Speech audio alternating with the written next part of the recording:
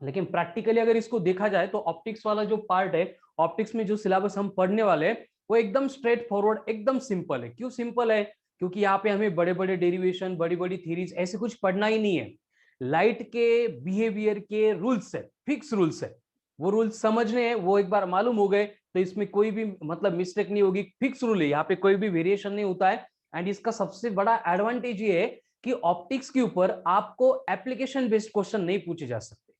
मतलब जितने fix results है, जितने थ्योरेटिकल पॉइंट्स है, जितने लेक्चर में रहेंगे, वही आप देखेंगे कि वही वर्कशीट में क्वेश्चंस है, आप देखेंगे कि वही आपको टेस्ट में क्वेश्चंस आएंगे, एंड फाइनल एग्जाम में भी वही क्वेश्चंस आने वाले हैं। जैसे बाकी सेक्शन में हम पढ़ते हैं कि एक कंसेप्चुअल पार्ट पढ़ते हैं, एग्जाम में जो एप्लीकेशंस आते हैं वो बहुत डिफरेंट होते हैं। लेकिन ऑप्टिक्स में ऐसे नहीं होगा। जो क्वेश्चंस आएगा कंपलसरी, जो हमारे लेक्चर का डिस्कशन रहेगा, इसमें स्टार मार्क करके जो रिजल्ट्स होंगे, जो पॉइंट्स आए होंगे, जो भी रे डायग्राम होगी, इमेज की पोजीशन होगी और कुछ बेसिक रूल्स होंगे, वही सारी बातें एज इट इज एग्जाम में रिफ्लेक्ट होने वाली है। ये सबसे बड़ा एडवांटेज है ऑप्टिक्स का। लेकिन ये मालूम ही नहीं होता है, इसलिए ऑप्टिक्स के ऊपर लोग ध्यान ही नहीं देते। एंड पहले से मतलब माइंडसेट बना हुआ था कि ये बहुत डिफिकल्टी नहीं आएगा, तो आप कितना भी पढ़ो उसको, अगर ये आपका माइंडसेट चेंज नहीं हुआ तो आपको सच में ऑप्टिक्स नहीं आएगा। ठीक है, लेकिन मेरे ऊपर 100% बिलीव करो, मैं बोल रहा हूं कि सबसे सिंपल सेक्शन है। बाकी टॉपिक में हमें जितना सारा बैकग्राउंड लगता है, थीरीज लगती है, डेरिवेशंस लगते हैं, मैथमेटिकल इंटरप्रिटेशन लगता है, इतना करने के बाद भी इतने एमसीक्यू सॉल्व करते हैं एग्जाम में, कुछ नया ही आता है, ऐसे वो यहाँ पे ऑप्टिक्स में ऐसे नहीं होगा। स्ट्रेट फॉरवर्ड सिंपल रिजल्ट्स रहेंगे, वो एज इट इज हमें लर्न करना है, एंड वही उसी से रिलेटेड एग्जाम में क्वेश्चंस आने वाले। ठीक है, so without any time lag start करते हैं डिस्कशन अबाउट ऑप्टिक्स। अब एक्चुअल डेफिनेशन जो है वो लिख के हम नहीं देंगे, वो आप सारा पार्ट आपको मॉडल में प्रिंट करके दिया है, जो इंपॉर्टेंट है वो बातें बस डिस्कस करते हैं। ऑप्टिक्स मतलब फिजिक्स की ब्रांच है जो क्या करती है, लाइट को स्टडी करती है। फिजिक्स की ब्रांच है जो क्या करती है, लाइट को स्टडी करती है। एंड इस ऑप्टिक्स को हम क्या करेंगे, बेसिकली दो पार्ट में, दो ब्रांचेस में डिवाइड करके इसको स्टडी करेंगे। एक रहेगा रे ऑप्टिक्स, दूसरा रहेगा वेव ऑप्टिक्स। एक रहेगा रे ऑप्टिक्स, दूसरा रहेगा वेव ऑप्टिक्स। अब ये ray optics and wave optics, इसमें क्या डिफरेंस है देखो। वेव ऑप्टिक्स जितना मतलब वेव ऑप्टिक्स रिलेटेड जितना पार्ट है वो हमने एटम्स, मॉलिक्यूल्स, न्यूक्लियर में, ड्यूअल नेचर में पहले से पढ़ लिया है। क्या था वेव ऑप्टिक्स में, वही सारी बातें। सबसे पहले डिसार्ट्स आता है, देन न्यूटन आता है, देन हाइजीन आता है, देन यंग आता है, देन फ्रेस्नेल, देन उसके बाद में फिजाऊ, उसके बाद में Maxwell, then Henry Hertz, then Max Planck, उसके बाद में आइंस्टाइन, उसके बाद में डी ब्रोगली। इन सारे लोगों ने जो जो बोला था वो सारी बातें हम वेव ऑप्टिक्स में पढ़ने वाले हैं। यानी वेव ऑप्टिक्स जो है वो पूरा थ्योरेटिकल रहेगा, थ्योरी रिलेटेड डिस्कशन वहां पे होने वाले हैं। लेकिन उससे पहले जो सेक्शन है रे ऑप्टिक्स, ये मोस्ट इंपॉर्टेंट है, क्योंकि यहाँ पे ऐसे कुछ थ्योरी वीरी पढ़नी नहीं है। यहाँ पे हमें क्या करना है, ऑप्टिकल इंस्ट्रूमेंट्स एंड उनकी working based on consideration of ray optics हमें यहाँ पे डिस्कस करना है। ठीक है, तो ऑप्टिक्स को अपन दो पार्ट में डिवाइड करके पढ़ने वाले, एक रे ऑप्टिक्स होगा, दूसरा वे ऑप्टिक्स होगा। वे ऑप्टिक्स को मैं यहाँ पे इंट्रोड्यूस भी नहीं कर रहा हूँ, उसको अपन सेपरेट पढ़ने वाले हैं। तो अभी जो हमारा डिस्कशन है वो स्टार्ट होने वाला है अबाउट रे ऑप्टिक्स। अब रे ऑप्टिक्स स्टार्ट करने से पहले कंफ्यूजन क्लियर कर देता हूँ। देखो कंडीशन क्या है कि आपको मैंने ये बातें बहुत बार बोली कि न्यूटन से लेके डी ब्रोगली तक लाइट के थ्योरीज में क्या क्या डेवलपमेंट हुई थी, कैसे डेवलपमेंट हुई थी। मतलब लाइट का नेचर पार्टिकल है या वेव है, या फिर वेव पार्टिकल की जैसे बिहेव कर रहा है, या फिर पार्टिकल वेव जैसे बिहेव कर रहा है, ये बातें चलती रहेगी। ठीक है, मॉडर्न फिजिक्स में, वेव ऑप्टिक्स में वो डिटेल पार्ट हम डिस्कस करने वाले हैं। लेकिन इस टॉपिक को जब हम जिसको हम यहाँ पे स्टार्ट कर रहे हैं, दैट इज रे ऑप्टिक्स को, इसको समझने के लिए आपको क्लियर कट दिमाग में डालना पड़ेगा कि यहाँ पे लाइट को ना हम पार्टिकल कंसिडर कर रहे हैं, ना लाइट को हम पैकेट्स ऑफ एनर्जी कंसिडर कर रहे हैं, ना लाइट को हम वेव कंसिडर कर रहे हैं। ये टॉपिक के डिस्कशन के टाइम हम इतना ही कंसिडर करते हैं कि लाइट जो है it follows straight line path. Light क्या करता है, स्ट्रेट लाइन पाथ फॉलो करता है। क्या करता है, light straight line path follow करता है। ठीक है, तो ये टॉपिक की हमारी बेसिक कंसेप्ट होगी रे ऑप्टिक्स की, that is ray of light. Ray of light, और ये रे ऑफ लाइट मतलब क्या होगा, रे ऑफ लाइट मतलब होगा straight line path followed by light while propagating through the medium। जब ये मीडियम में से प्रोपागेट होगा तो प्रोपागेट होते टाइम जो स्ट्रेट लाइन पाथ के अलोंग ये लाइट ट्रैवल कर रहा है, उस स्ट्रेट लाइन पाथ को हम कंसीडर करते हैं रे ऑफ लाइट। एंड ऐसे रे अगर बहुत ज्यादा होंगे नंबर में तो उसको बोला जाता है beam of light. Beam of light, beam का मतलब क्या होगा, बंडल और बंच ऑफ लाइट रेज। मतलब एट द स्टार्ट मैंने क्लियर किया है कि हम रे ऑप्टिक्स में जब भी डिस्कशन करेंगे, क्योंकि लाइट मतलब क्या है पहले भी डिस्कस किया है, अभी आगे मैं फिर से इंट्रोड्यूस करने वाला हूं, मॉड्यूल में वही प्रिंट करके दिया है, मतलब वो रियलिटी है, फैक्ट है वो। लेकिन इस टॉपिक को पढ़ते टाइम हमारी कंसेप्ट थोड़ी सी हमने नैरो माइंडेड मतलब नैरो करके रखी है, जिससे कंफ्यूजन नहीं होगा कि इस टॉपिक को पढ़ते टाइम सिर्फ हम कंसिडर करेंगे कि light will travel along straight line path only, ठीक है। और उसी का हमने नाम दिया है रे ऑप्टिक्स, क्योंकि इस टाइप के ऑप्टिक्स में लाइट के रे को हम कंसिडर करते हैं, ठीक है। तो एक रे ऑफ लाइट हो गया, दूसरा बीम ऑफ लाइट हो गया। बीम मतलब बंडल, बंच, लाइट रे बहुत सारे अगर है तो उसको अपन बीम ऑफ लाइट कंसिडर करते हैं, एंड एक अगर कंसिडर करें तो उसको रे ऑफ लाइट बोला जाता है, ठीक है। तो हमें रे ऑफ लाइट जो है मतलब रे ऑप्टिक्स जो है उसका डिस्कशन कंटिन्यू करना है टॉपिक में। लेकिन उससे पहले लाइट मतलब क्या है जो मालूम है पहले से, इन शॉर्ट 2 मिनट में देख लेते हैं कि बेसिकली लाइट मतलब क्या है। It's a form of energy. क्या है लाइट मतलब? Form of energy by virtue of which we get sensation of vision. मतलब कि जो इलेक्ट्रोमैग्नेटिक वेव्स होते हैं वो इलेक्ट्रोमैग्नेटिक वेव के सारे स्पेक्ट्रम को अपन लाइट कंसीडर कर सकते हैं, क्योंकि लाइट मतलब इलेक्ट्रोमैग्नेटिक वेव है, इलेक्ट्रोमैग्नेटिक वेव मतलब लाइट है। लेकिन हमारे सिलेबस में जब हम डिस्कस करते हैं तो हम क्या करते हैं, जो विजिबल स्पेक्ट्रम है मतलब जो हमारी आंखें देख सकती है, which is visible to human eyes only, उस पोर्शन को हम कंसीडर करते हैं एज ए लाइट। तो लाइट मतलब क्या है? फॉर्म ऑफ एनर्जी जिससे हमें सेंसेशन ऑफ विजन आता है, जिसकी वेवलेंथ होती है फ्रॉम 4000 एंगस्ट्रॉम टू 7000 एंगस्ट्रॉम, जिसमें है 7 colours, VIBGYOR, violet, indigo, blue, green, yellow, orange and red. ये सातों कलर को मिला के हम क्या करते हैं, विजन का सेंसेशन मतलब हमारी आंखें कर सकती है, तो इसको हम क्या करते हैं, लाइट कंसीडर करते हैं। एंड इस टॉपिक में हमारा डिस्कशन उससे रिलेटेड रहेगा। किससे रिलेटेड? ओनली विबजर से related, violet, indigo, blue, green, yellow, orange and red. उससे ज्यादा वेवलेंथ वाली आईआर, इंफ्रारेड, या फिर उससे कम वेवलेंथ वाली यूवी, अल्ट्रावायलेट, इनका डिस्कशन हम नहीं करेंगे। हमारा डिस्कशन लिमिटेड रहेगा अप टू विबजर यानी विजिबल स्पेक्ट्रम ओनली, जिसकी वेवलेंथ 4000 टू 7000 एंगस्ट्रॉम है। Be clear about it. उसके बाद में बाकी वही बातें लाइट्स की कि पहले न्यूटन ने क्या बोला था वो सारा हम वे ऑप्टिक्स में पढ़ने वाले हैं, यहाँ पे मैं इंट्रोड्यूस नहीं करूंगा, सीधा हम टॉपिक को स्टार्ट करते हैं। तो रे ऑप्टिक्स जब भी हम पढ़ रहे हैं तो इस रे ऑप्टिक्स को पढ़ते टाइम हमें बेसिकली फोकस करना है सिर्फ दो फेनोमिनन के ऊपर।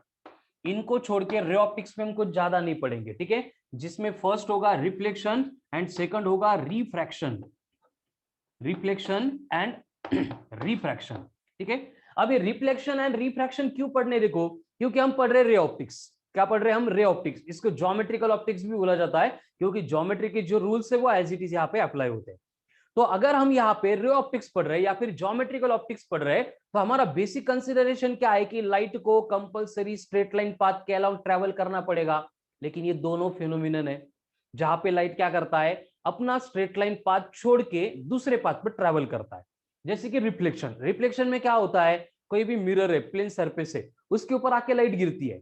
लाइट गिरने के बाद वापस उसी मीडियम में जा रही है, मतलब जिस पाथ पे स्ट्रेट लाइन पे लाइट को जाना था वहां पे लाइट नहीं जा रही है, मतलब कुछ तो लाइट अलग बिहेव कर रही है, इसलिए अलग फेनोमिनन बनाया गया, दैट इज रिफ्लेक्शन। रिफ्रैक्शन में भी क्या होता है कि अगर लाइट ट्रांसपेरेंट मीडियम में से मतलब एक मीडियम में से दूसरे मीडियम में एंटर कर रही है और दोनों का इंटरफेस जो है वो ट्रांसपेरेंट है, जैसे ग्लास है, वाटर है, और उसमें लाइट एंटर कर रही है, तो होता क्या है, देखो जैसे कॉइन है या फिर स्टिक है, कॉइन लिया 10 रुपीज का, 5 रुपीज का हाथ में और उसको पानी में डाल दिया, और पानी में डालने के बाद अगर देखेंगे तो वो अपनी साइज एकदम कॉन्ट्रैक्ट कर लेता है, छोटी कर लेता है, कल ठंडी बिजली का पानी ऐसे नहीं हो रहा है। फिर भी वो अपनी शेप कम क्यों कर रहा है, कॉन्ट्रैक्ट क्यों हो रहा है? वो कुछ नहीं कर रहा है, बाहर निकालेंगे उसकी शेप सेम है, उसकी शेप में कोई भी चेंज अकर नहीं हो रहा है। लेकिन जो लाइट रे उस कॉइन के ऊपर आके इंसिडेंट हो रहे थे, इंसिडेंट होके रिफ्लेक्ट होके वापस हमारे आईज में आ रहे थे, तो इस इन बिटवीन मीडियम चेंज हो रहा था, इसलिए लाइट अपने पाथ के अलोंग बेंड हो रहा था। मतलब एक्सपेक्टेशन क्या है कि light must have to travel along straight line path, लेकिन जब एक ट्रांसपेरेंट मीडियम पे ट्रैवल हो रहा है तो भी लाइट बेंड हो रहा है, या फिर कोई plane surface, plane reflecting surface पे अगर लाइट इंसिडेंट हो रहा है तो भी लाइट बेंड हो रहा है। मतलब लाइट जो है वो रे की प्रॉपर्टी थोड़ी सी बिहेव नहीं कर रहा है, तो उसको स्टडी करने के लिए ये दो फिनोमिनन है, एक रिफ्लेक्शन दूसरा रिफ्रैक्शन, एक रिफ्लेक्शन दूसरा रिफ्रैक्शन। तो हमारा जो रे ऑप्टिक्स होगा, पूरे रे ऑप्टिक्स में हमारा जो डिस्कशन रहेगा बेसिकली इनसे रिलेटेड रहेगा, और कुछ भी इनके एप्लीकेशन रिमेनिंग फिनोमिनन जो है, स्कैटरिंग है या फिर डिस्पर्शन है, उसको हम पढ़ने वाले, लेकिन स्कैटरिंग हो या फिर रिफ्लेक्शन हो या फिर और कुछ भी हो, उसको ultimate responsibly reflection and refraction ही होते हैं। इसलिए हमारा मैक्सिमम फोकस सिर्फ और सिर्फ इस रिफ्लेक्शन एंड रिफ्रैक्शन के अबाउट रहेगा इन केस ऑफ रे ऑप्टिक्स। तो डिस्कशन स्टार्ट करना है हमें पहले रिफ्लेक्शन। अब ये रिफ्लेक्शन जो है हम इसको पढ़ेंगे तो पढ़ते टाइम इसको भी दो पार्ट में हम डिवाइड करते हैं। एक होता है रिफ्लेक्शन फ्रॉम प्लेन सरफेस, एक होता है reflection from plane surface, and दूसरा होता है reflection from curve surface, reflection from plane surface and reflection from curve surface. उसी तरह से हम जो रिफ्रैक्शन स्टडी करते हैं तो ये रिफ्रैक्शन भी हम क्या करेंगे, पहले प्लेन सरफेस से स्टडी करेंगे एंड प्लेन सरफेस के बाद में यहाँ पे क्या होगा, कर्व सरफेस आएंगे। ठीक है, तो इन दो पार्ट में डिवाइड करके हम ये रिफ्लेक्शन एंड रिफ्रैक्शन को स्टडी करने वाले हैं। तो पहले इंट्रोड्यूस कर लेते हैं रिफ्लेक्शन फ्रॉम प्लेन सरफेस को। उसके लिए पहले डिफाइन करना पड़ेगा रिफ्लेक्शन को, और रिफ्लेक्शन की डेफिनेशन क्या होती है, रिफ्लेक्शन की डेफिनेशन होती है bouncing back of light raise, bouncing back of light rays into same medium. जिस मीडियम में से आ रहा था उसी मीडियम में लाइट बाउंस बैक होके वापस हो गया। मतलब मैंने एक टेनिस बॉल लिया हाथ में, यहां से छोड़ दिया, यहां तक वो कुछ भी रुका ही नहीं, जिस फ्लोर तक जाने के लिए कुछ भी चेंज नहीं हुआ, वो स्ट्रेट लाइन में जा रहा था। लेकिन जैसे ये फ्लोर के नीचे जो मतलब फ्लोर के ऊपर आके गिर गया, गिरने के बाद वो क्या करेगा, इंस्टेंटली बाउंस बैक करेगा, मतलब इसी मीडियम में वापस आएगा। जाना था नीचे लेकिन नहीं जा रहा है, उस सरफेस ने उसको क्या किया, मतलब उसी मीडियम में बाउंस बैक किया, मतलब रिफ्लेक्ट किया। सेम केस लाइट के केस में भी हो रही है। जैसे कि टॉर्च ले ली और ग्लास के मिरर के ऊपर हमने इंसिडेंट कर दी, तो मिरर तक तो जाती है लेकिन मिरर से वो रिफ्लेक्ट होके वापस आती है। मतलब अगर लाइट सेम मीडियम में आ रही है, लाइट अगर सेम मीडियम में आ रही है आफ्टर रिफ्लेक्टिंग और reflection from certain plane reflecting surface, तो उस फेनोमेनन को बोला जाता है as a reflection of light. तो ये बन गया reflection of light. Simple case है, लाइट जिस मीडियम से आ रही थी उसी मीडियम में वापस आएगी। ठीक है, bouncing back of light rays into same medium, bouncing back of light rays into same medium is called as reflection. Light का बाउंस बैक होके उसी मीडियम में वापस आने का जो फिनोमिनन है, जो प्रोसेस है, उसको बोला जाता है रिफ्लेक्शन। ठीक है, रिफ्लेक्शन मतलब क्या है, सिंपल, कुछ भी कंफ्यूज नहीं होना है, एकदम लेक्चर में 100% फोकस करना है। ऑप्टिक्स अभी के अभी प्रिपेयर होना चाहिए, एकदम सिंपलेस्ट सेक्शन है, लेकिन अगर मैं जिस मेथड से बोल रहा हूं उस मेथड से सोचेंगे तो बिना कारण ओवर थिंक करो मत, डिप्रेशन में जाओ मत, और स्मार्ट बनो मत, और कॉन्फिडेंस में जाओ मत। जो लेवल वेव की रिक्वायर्ड है उसी लेवल में रहने दो। आपको मालूम ही नहीं ऑप्टिक्स कैसा है, सिंपल है, डिफिकल्ट है, कुछ भी नहीं मालूम। हम फर्स्ट टाइम पढ़ रहे हैं, क्या है ऑप्टिक्स में वो हमें देखना है। अब तक देखा कुछ भी नहीं देखा कि हम क्या पढ़ने वाले, वही इंट्रोड्यूस हो रहा है कि हम रे ऑप्टिक्स पढ़ेंगे। रे ऑप्टिक्स के दो ब्रांचेस है, सॉरी ऑप्टिक्स की दो ब्रांचेस है, रे ऑप्टिक्स, वे ऑप्टिक्स। रे ऑप्टिक्स में हमें क्या करना है, लाइट को स्ट्रेट लाइन पाथ में ट्रैवल कर रहा है ऐसे कंसिडर करके पढ़ना है, खत्म बात। फिर ये रे ऑप्टिक्स में हम बेसिकली दो ही फिनोमिनन पढ़ने वाले, एक रिफ्लेक्शन, दूसरा रिफ्रैक्शन। पहले फ्रॉम प्लेन सरफेसेस, दूसरा फ्रॉम कर्व सरफेसेस, रिफ्लेक्शन की केस में भी और रिफ्रैक्शन की केस में भी। ठीक है, उसके लिए हमने रिफ्लेक्शन को डिफाइन कर दिया। क्या है रिफ्लेक्शन, मतलब bouncing back of light rays into same medium, जिस मीडियम से आ रहा था उसी मीडियम में वापस जाने का फिनोमिनन, मतलब रिफ्लेक्शन हो गया। यानी कि अगर मैं यहाँ पे इस तरह की डायग्राम ड्रॉ कर दूं, जिसके लिए मैंने ये एक्स वाई लिया है, एक्स वाई, एक्स वाई मतलब क्या है, यहाँ पे प्लेन रिफ्लेक्टिंग सरफेस, जहां से लाइट रिफ्लेक्ट होने वाली है, प्लेन रिफ्लेक्टिंग सरफेस। अब प्लेन रिफ्लेक्टिंग सरफेस पे मैं ऐसी एक परपेंडिकुलर लाइन ड्रॉ करूंगा, सरफेस को परपेंडिकुलर, कहां पे, जहां पे लाइट को इंसिडेंट होना है, तो ये बनेगा नॉर्मल, एन एन डैश क्या हो गया, नॉर्मल हो गया। अब क्या होगा, इस सरफेस के ऊपर कहीं से तो लाइट इस तरह से इंसिडेंट होगी। अब ये लाइट इंसिडेंट हो रही है, इसलिए इसको बोला जाएगा आईआर। आईआर का मतलब इंसिडेंट रे। अब ये आईआर ने, इंसिडेंट रे ने नॉर्मल के साथ में जो एंगल बनाया था वो बन गया आई। आई का मतलब हो गया एंगल ऑफ इंसिडेंस। क्या हो गया, आई मतलब एंगल ऑफ इंसिडेंस। तो एंगल ऑफ इंसिडेंस क्या है, वो बोर्ड पे दिख रहा है, angle made by incident ray with the normal, खत्म। उसके बाद में कंडीशन क्या है, देखो कि अगर यहाँ पे ये प्लेन रिफ्लेक्टिंग सरफेस नहीं होता तो ये लाइट रे जिस पाथ से आ रहा था उसी पाथ से ट्रैवल करता। मतलब ये हो गया यू आर। यू आर का मतलब अनडिवेटेड रे। अनडिवेटेड मतलब ये प्लेन सरफेस अगर नहीं होता तो उसका डेविएशन नहीं होता, एंड डेविएशन नहीं होता तो वो इसी पाथ के अलोंग ट्रैवल करता। तो ये बन गया इसका अनडिवेटेड रे। लेकिन प्रैक्टिकल केस ये है कि यहाँ पे रिफ्लेक्टिंग सरफेस है, तो ये रिफ्लेक्टिंग सरफेस क्या करेगा, इस लाइट रे को रिफ्लेक्ट करेगा उसी मीडियम में, और ये लाइट रिफ्लेक्ट होने के बाद की दिख रही है, मतलब ये बनेगा आर आर। आर आर का मतलब रिफ्लेक्टेड रे। अब ये रिफ्लेक्टेड रे नॉर्मल के साथ में जो एंगल बनाएगा वो होगा angle of reflection, that is R. अब यहाँ पे और एक एंगल होता है थीटा जी, जिसको बोला जाता है ग्लांसिंग एंगल। अब ग्लांसिंग एंगल क्या है, फ्रॉम डायग्राम समझ में आ रहा है, angle made by incident ray with the plane reflecting surface. अगर ये थीटा जी है तो यहाँ पे जो एंगल है वो भी थीटा जी होगा। रिफ्लेक्शन की केस में आई एंड आर इक्वल होते हैं, तो यहाँ पे थीटा जी एंड थीटा जी ये दोनों भी इक्वल रहेंगे। ठीक है, अब बोर्ड पे देखो, यहाँ पे क्या है, एक्स वाई। एक्स वाई मतलब प्लेन रिफ्लेक्टिंग सरफेस, मालूम है आपको। ठीक है, एक्स वाई मतलब plane reflecting surface. Then U R मतलब undeviated ray, then R R मतलब reflected ray, then I R मतलब इंसिडेंट रे, देन आई का मतलब एंगल ऑफ इंसिडेंस, आर का मतलब angle of reflection, and theta G का मतलब है ग्लांसिंग एंगल।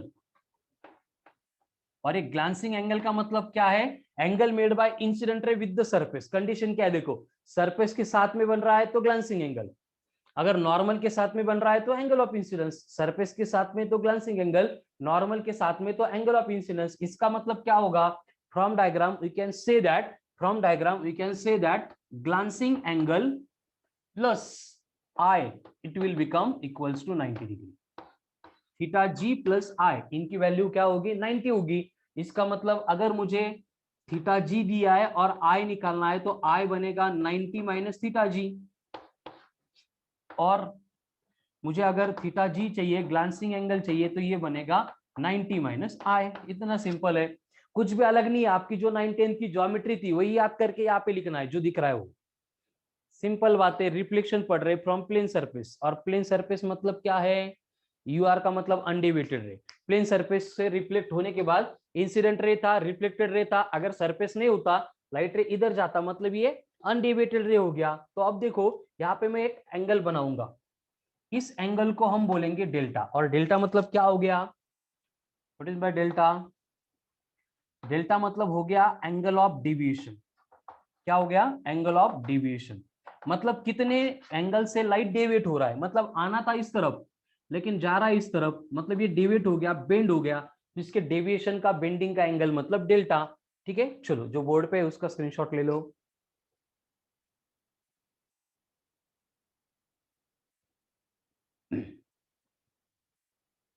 अब मुझे यहाँ पे थीटा जी, सॉरी ग्लांसिंग एंगल नहीं, एंगल ऑफ डेविएशन के लिए फॉर्मूला चाहिए।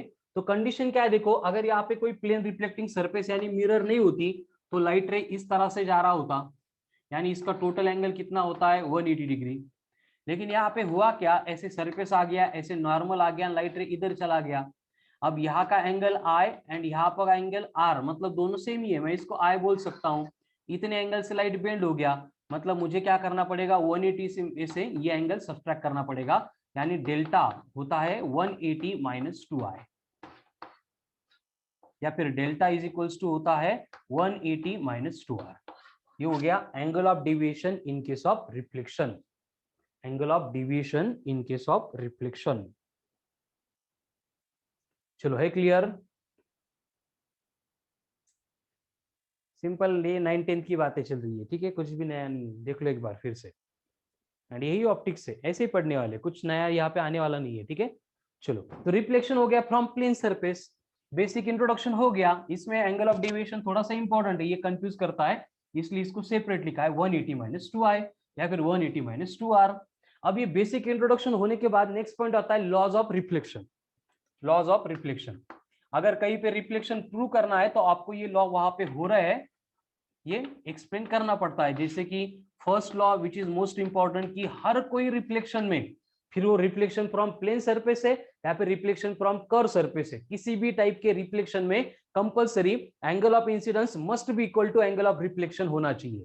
Angle of incidence must be equal to angle of reflection होना चाहिए, that is I must be equal to are.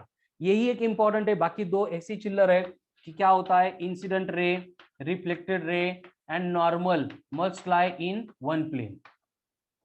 उसके बाद में incident ray and reflected ray must lie on opposite sides of normal, जो हमने geometry से maintain किया था। ये दोनों बस है थ्योरेटिकल, इसलिए लिख के दिए। ये इंपॉर्टेंट है कि angle of incidence must be equal to angle of reflection, फिर वो सरफेस प्लेन है, कर्व है, कोई फर्क नहीं पड़ता है। अगर वहां पे रिफ्लेक्शन हो रहा है तो रिफ्लेक्शन हो रहा है, इसका मतलब angle of incidence and angle of reflection को इक्वल होना पड़ेगा। अगर रिफ्लेक्शन हो रहा है तो angle of incidence must be equal to angle of reflection, इसमें कोई भी चेंज ऑकर नहीं होगा। ठीक है, तो यहाँ पे I R and R R ये जो दोनों साइड में होते हैं, नॉर्मल के डायग्राम में था, तीनों एक ही प्लेन में होता है, मतलब ये ज्योमेट्री से मेंटेन होते हैं सेकंड एंड थर्ड, लेकिन first one is most important, that is angle of incidence must be equal to angle of reflection. ठीक है। अब ये रिफ्लेक्शन फ्रॉम प्लेन सरफेस जो है उसकी बेसिक टर्मिनोलॉजी इतनी थी। अब इसका अगर देखेंगे बेस्ट एग्जांपल, तो इसका बेस्ट एग्जांपल होता है मिरर। कौन सी मिरर? Plane mirror. तो सेम पार्ट हम अप्लाई करेंगे फॉर प्लेन मिरर, तो रिफ्लेक्शन फ्रॉम प्लेन मिरर।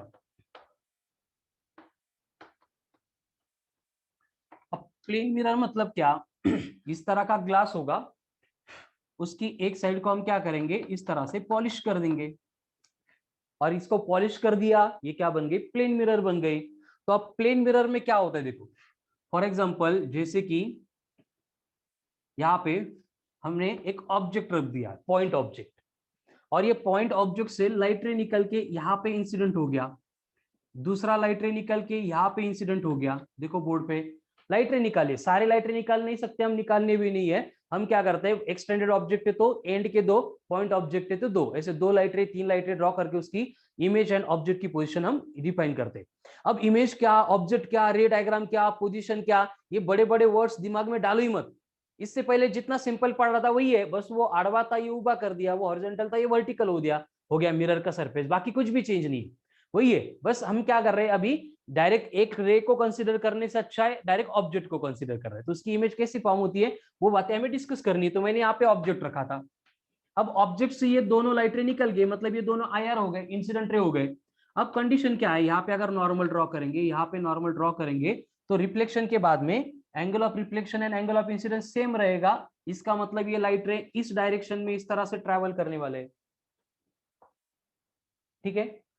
अब कंडीशन क्या होगी देखो, कि लाइट रे अगर इधर चला गया, लाइट रे अगर इधर चला गया तो वो लाइफ में कभी मिलने वाले नहीं है। इसलिए हम क्या करते हैं, इन दोनों को इस तरह से बैकवर्ड प्रोड्यूस करते हैं, पीछे प्रोड्यूस करते हैं। एंड पीछे अगर प्रोड्यूस करके ये अगर यहाँ पे मिल रहे हैं तो ये बनती है उसकी इमेज। कितना सिंपल है देखो, कि मिरर थी, एक ऑब्जेक्ट लिया, उससे दो लाइट रे निकल गए, यहाँ पे भी हमने नॉर्मल ड्रॉ किया, नॉर्मल ड्रॉ किया, angle of incidence angle of reflection equal थे, angle of incidence angle of reflection equal थे। आगे ड्रॉ करके वो लाइट में कभी मिलते नहीं थे, इसलिए मैंने पीछे उनको बैकवर्ड डॉट दिखाया, मतलब एक्चुअल में नहीं जा रहे, हमने बस वहां पे अपेयर टू बी मीट ये कंडीशन यहाँ पे मेंटेन की है। तो इससे कुछ हमें पॉइंट्स क्लियर होते हैं। क्या क्लियर होते हैं कि in case of plane mirror,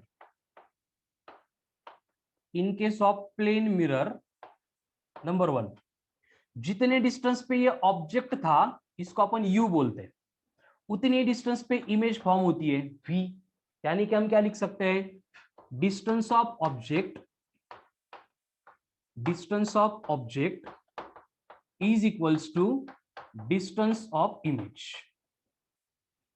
ठीक है, ये फिक्स रूल है, ये रे ऑप्टिक्स है, ये ऑप्टिक्स है, मतलब यहाँ पे आपको जो प्रूव करके एक्सपेरिमेंटल वेरिफिकेशन होके जो लिख के दे रहा हूं, जो एक्सप्लेन किया जा रहा है उसको एज इट इज आपको रखना है। ठीक है ना, और उसके क्वेश्चन भी एज इट इज आएंगे, यहाँ पे कोई एप्लीकेशन बेस में कंफ्यूजिंग पार्ट होता ही नहीं है अगर ये ठीक से मालूम है तो। प्लेन मिरर हमने लिए, तो प्लेन मिरर में क्या होगा, अगर हम मिरर के पास खड़े हो गए तो हमारी जो इमेज है, मिरर से जो इमेज बन रही है वो भी थोड़ी पास आती है। हम अगर मिरर से दूर चले गए तो इमेज भी दूर जाती है। जैसे होता है ना बर्ड वगैरह, एक आधी ग्लास पे बैठ गया तो उसको लगता है पीछे से कोई है और उसके साथ वो इंटरेक्ट कर रहा है। मतलब कंडिशन क्या है की मिरर से, सिंपल बेसिक रूल है हे, एकदम काय म्हणतो आपण मंत्रांसारखे लक्षात ठेवायचे। ठीक है, भयानक इंपॉर्टंट है।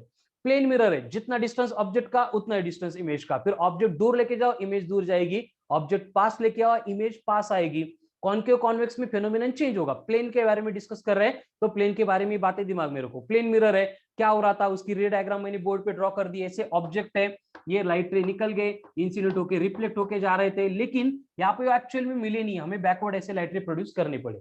तो कंडीशन क्या हो गई कि यहाँ पे distance of object and distance of image जो है वो सेम रहती है। Second case, size of image is always equals to होती है साइज ऑफ ऑब्जेक्ट। ऑब्जेक्ट की एंड इमेज की साइज प्लेन मिरर में कभी चेंज नहीं होती है, जेवढे आपण आहे तेवढेच दिसतो प्लेन मिरर में। एक्चुअल में जो ऑब्जेक्ट एंड इमेज है उसकी साइज में कभी भी वेरिएशन नहीं आने वाला है। ठीक है, जैसे कि फॉर एग्जांपल उसी तरह से मैंने यहाँ पे पॉइंट ऑब्जेक्ट था, दूसरी प्लेन मिरर ली है, और ये प्लेन मिरर के सामने इस तरह से मैंने क्या किया, यहाँ पे एक ऑब्जेक्ट रखा है। ठीक है, ये कौन है, ये कौन है, बी। तो यहाँ पे क्या होगा देखो, ये ए एंड बी, इन दोनों से लाइट रे निकल के इस तरह से लाइट रे इंसिडेंट होंगे, एंड इंसिडेंट होने के बाद, ठीक है, ये जो केस है एक्सटेंडेड ऑब्जेक्ट की, वो पहले मैं कुछ रूल्स एक्सप्लेन करता हूं, उसके बाद भी इंट्रोड्यूस करता हूं, कंफ्यूज करेगा। अभी बस ये पॉइंट ऑब्जेक्ट लिया है, उसके ऊपर से देखो क्या एक्सप्लेनेशन चल रहा है। Distance of object and distance of image same है, उसी तरह से size of object and size of image भी क्या है, सेम है। कहां से? From plane mirror. इसलिए क्या होता है, in case of plane mirror, in case of plane mirror जो मैग्निफिकेशन है वो ऑलवेज 1 होता है।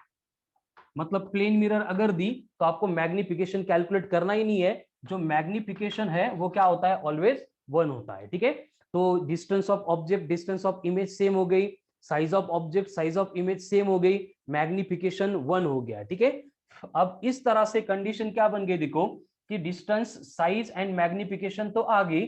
अब यहाँ पे जो है लाइट रे एक्चुअल में मिले ही नहीं थे। चलो एक बार स्क्रीनशॉट ले लो, फिर मैं इसको रब करने वाला हूं। स्क्रीनशॉट ले लो, एंड जो बोर्ड पे पॉइंट लिखे, इज दैट क्लियर, यस और नो, वो कमेंट करो मुझे एक बार। चलो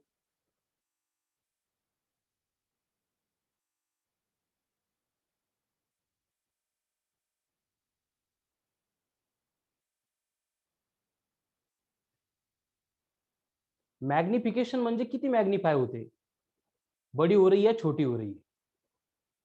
एक्सलेंट। मैग्निफिकेशन आने वाला है आगे डिटेल में, लेकिन मैग्निफिकेशन की वर्ड टू वर्ड मीनिंग मालूम है, वही लेनी है। उसको अलग से डिफाइन करके फॉर्मूले लेके मुझे कंफ्यूजन नहीं बढ़ाना है। ठीक है, मैग्निफिकेशन होगा मतलब क्या होगा, इमेज एंड ऑब्जेक्ट इनकी साइज का रेशियो होगा, size of image upon size of object. अगर यहाँ पे दोनों सेम है तो मैग्निफिकेशन 1 होगा। ठीक है, क्लियर है? चलो हो गया। अब बोर्ड पे ही ध्यान दो। अब कंडीशन क्या है देखो, कि यहाँ पे कुछ जो इमेज फॉर्म होती है, इमेज फॉर्म होते टाइम, अब ये वर्ड आगे बहुत बार आने वाले हैं और ये वर्ड थोड़ा सा आपको कंफ्यूज करने वाले हैं, इसलिए मैं लिख के देता हूं। एक होती है रियल इमेज, दूसरी होती है virtual image. Real image and virtual image. Then और एक वर्ड आपको नंबर ऑफ टाइम्स देखना है, that is erect.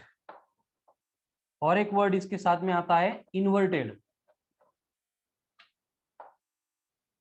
Then magnified, then diminished. ठीक है, ये सारे वर्ड है, इसके बारे में हम रिफ्लेक्शन एंड रिफ्रैक्शन खत्म होने तक इनको ही word number of times use करने वाले। तो पहले इनकी मीनिंग क्या होती है, क्या होता है एक्चुअल में, ये इनको क्लियर कर लेते। ठीक है, अब हम रिफ्लेक्शन ही पढ़ रहे हैं, अभी तो कुछ कंसेप्चुअल मतलब कोई कॉम्प्लिकेटेड पार्ट स्टार्ट ही नहीं किया। प्लेन मिरर का मैंने एग्जांपल दिया था, उसमें 3 बेसिक रूल, जितनी साइज ऑफ ऑब्जेक्ट उतनी साइज ऑफ इमेज खत्म, जितना ऑब्जेक्ट का डिस्टेंस उतना इमेज का डिस्टेंस खत्म, मैग्निफिकेशन सेम 1 होगा क्योंकि दोनों के साइज सेम है तो रेशियो वहां पे 1 आएगा। क्लियर है? अब देखो कंडीशन क्या है, कि ये जो मैंने बोर्ड पे वर्ड लिखे हैं ये नंबर ऑफ टाइम्स आगे आने वाले। इमेज रियल है या फिर इमेज वर्चुअल है, ये कब डिसाइड होगा, कैसे डिसाइड होगा, उसके लिए मैं यहां पे लिख के देता हूं कि if light rays after reflection और refraction actually meet each other, then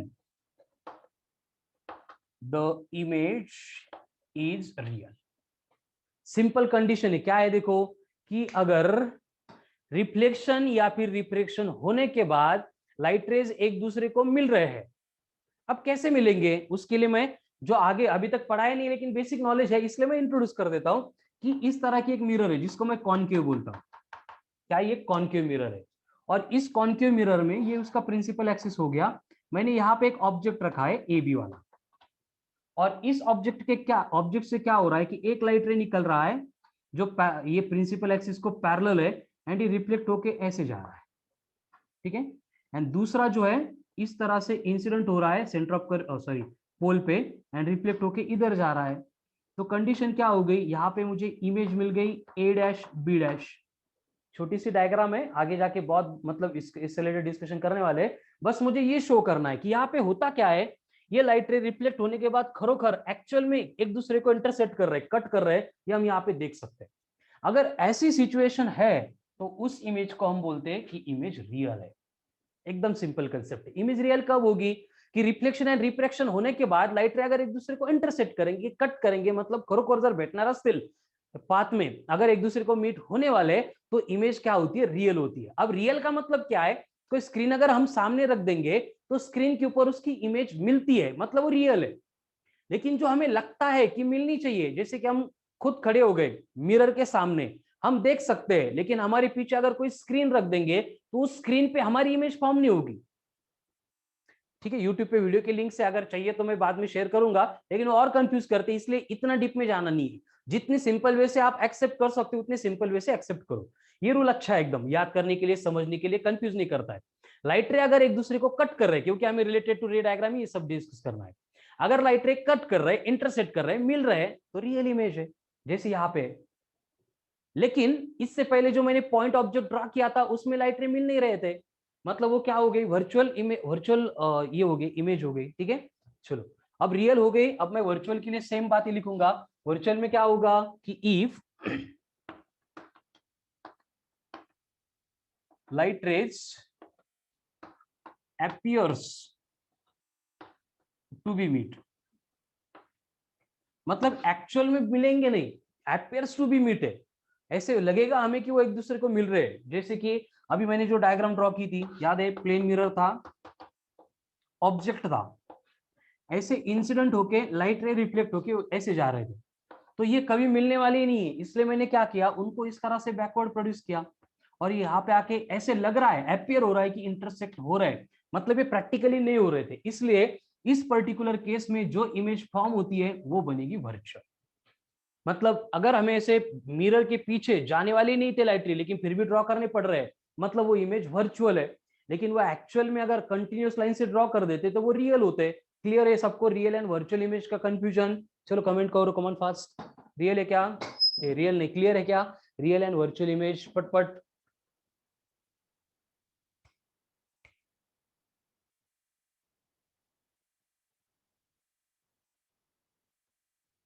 clear है, ओके। अब इसके ऊपर सोचना ही नहीं है, आज क्लियर हो गया, मतलब फॉर एवर लाइफ टाइम के लिए क्लियर हो गया। इमेज रियल है मतलब लाइट रेज इंटरसेक्ट करेंगे, इमेज रियल नहीं है मतलब लाइट रे इंटरसेक्ट नहीं करेंगे। ऐसी कंडीशन क्रिएट होगी कि वो इंटरसेक्ट कर रहे थे, खत्म बात। ठीक है, अब उसके बाद में ये इरेक्ट एंड इन्वर्टेड वाला पार्ट है, इरेक्ट एंड इन्वर्टेड वाला। अब ये इरेक्ट एंड इन्वर्टेड का मतलब क्या होता है? इरेक्ट म्हणजे जसा आहे तसा, इन्वर्ट मतलब उल्टा। कैसे उल्टा एंड कैसे जसा तसा, उसको अपन यहाँ पे देखेंगे। ठीक है,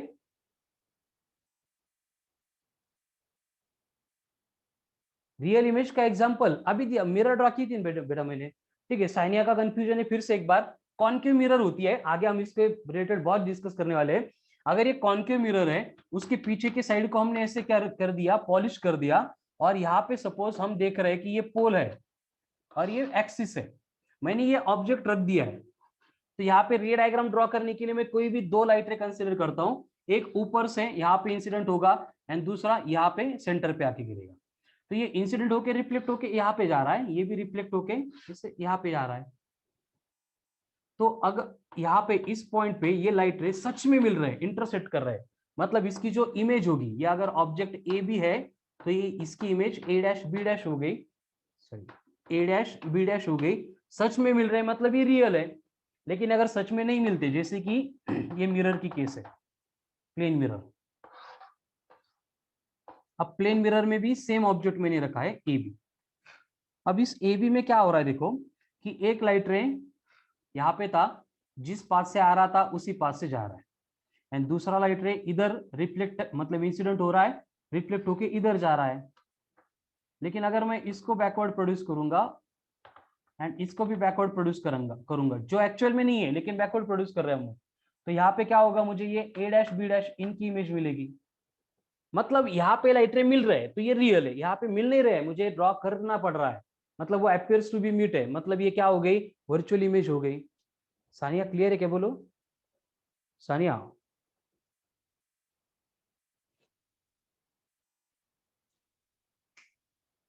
ओके ठीक है, तो अभी रियल एंड वर्चुअल सबका कंफ्यूजन क्लियर है। अब नेक्स्ट वर्ड पे आते हैं, कौन सा, इरेक्ट एंड इन्वर्टेड। देखो बोर्ड पे, ये इमेज ऐसी थी ए बी, ऑब्जेक्ट ऐसा था, इमेज उल्टी हो गई, मतलब ये क्या हो गया, इन्वर्टेड हो गया। लेकिन यहाँ पे जैसा ऑब्जेक्ट था वैसी इमेज है, मतलब सीधा सीधा एकदम सिंपल वर्ड में जो हम स्ट्रेट लाइन ड्रॉ कर रहे हैं, अगर ऑब्जेक्ट स्ट्रेट लाइन के ऊपर था, इमेज भी स्ट्रेट लाइन के ऊपर है, मतलब वो इरेक्ट है। लेकिन ऑब्जेक्ट ऊपर था, इमेज नीचे आ रही है, उल्टी होके आ रही है, मतलब वो इन्वर्टेड है। समझ में आ रहा है? तो इस तरह की केस है बस, ठीक है। जैसे ऑब्जेक्ट अगर ऊपर था, ऊपर इमेज फॉर्म हो रही है, तो वो इरेक्ट है। ऊपर ऑब्जेक्ट था, इमेज अगर नीचे आ रही है, उल्टी होकर नीचे आ रही है, मतलब इन्वर्ट हो रही है, तो वो इन्वर्टेड है। तो इन्वर्टेड एंड इरेक्ट, इसका मतलब क्लियर है? चलो एक बार कमेंट करो। इरेक्ट एंड इन्वर्टेड, इन्वर्टेड मतलब उल्टा होना, इरेक्ट म्हणजे तशीची तशी। चलो पटपट कमेंट करते जाओ। क्लियर है? ओके। अब देखो दोनों डायग्राम को कंपेयर करके मैं यहां पे ये रिलेशन एक्सप्लेन करने वाला हूं कि रियल, इन्वर्टेड, वर्चुअल एंड क्या है, और रियल, इसमें क्या डिफरेंस है। अब ये कॉन्केव मिरर में मैंने जो इमेज ड्रॉ की थी वो क्या थी, रियल थी। और अगर ये रियल है तो इसको कंपलसरी क्या होना पड़ा, इसको इन्वर्ट होना पड़ा। यहां पे देखो ये जो इमेज है ये कौन सी है, वर्चुअल है। एंड ये वर्चुअल थी, मतलब इसका नेचर कैसे आ गया, इरेक्ट आ गया।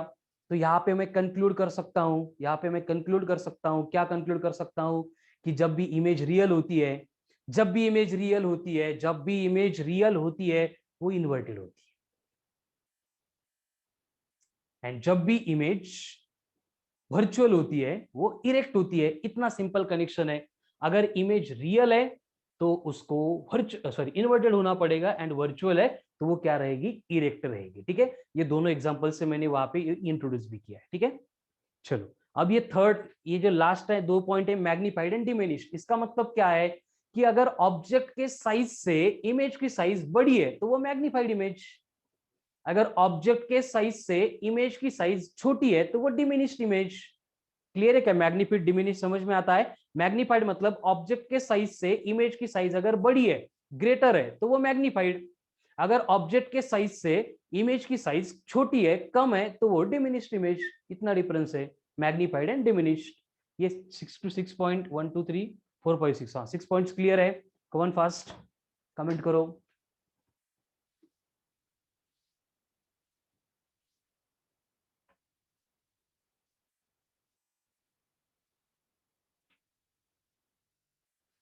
तो अभी ये वर्ड का हम नंबर ऑफ टाइम यूज करने वाले हैं, उसको सोचना भी नहीं है, अभी जो क्लियर हुआ है वही याद रखना है। ठीक है, रियल मतलब लाइट रे इंटरसेक्ट करेंगे, इन्वर्टेड सॉरी वर्चुअल मतलब इंटरसेक्ट नहीं करेंगे।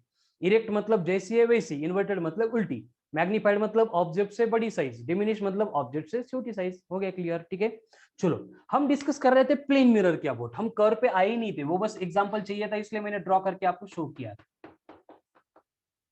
ये प्लेन मिरर है। अब ये प्लेन मिरर से हमने क्या किया है, एक एक्सटेंडेड ऑब्जेक्ट रखा है यहाँ पे, extended object A B.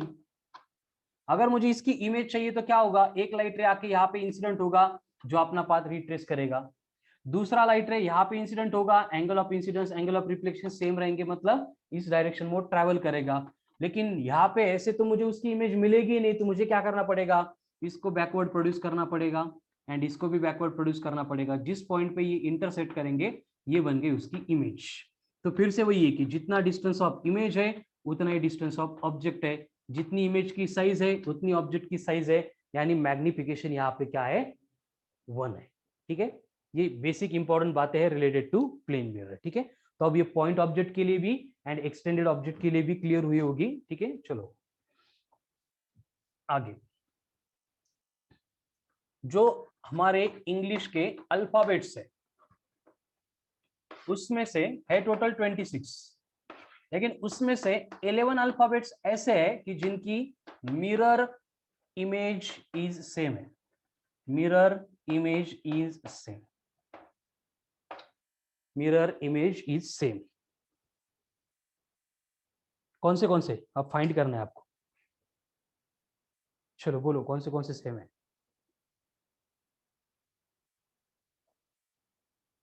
Hmm hmm hmm correct है, बोलो बोलो।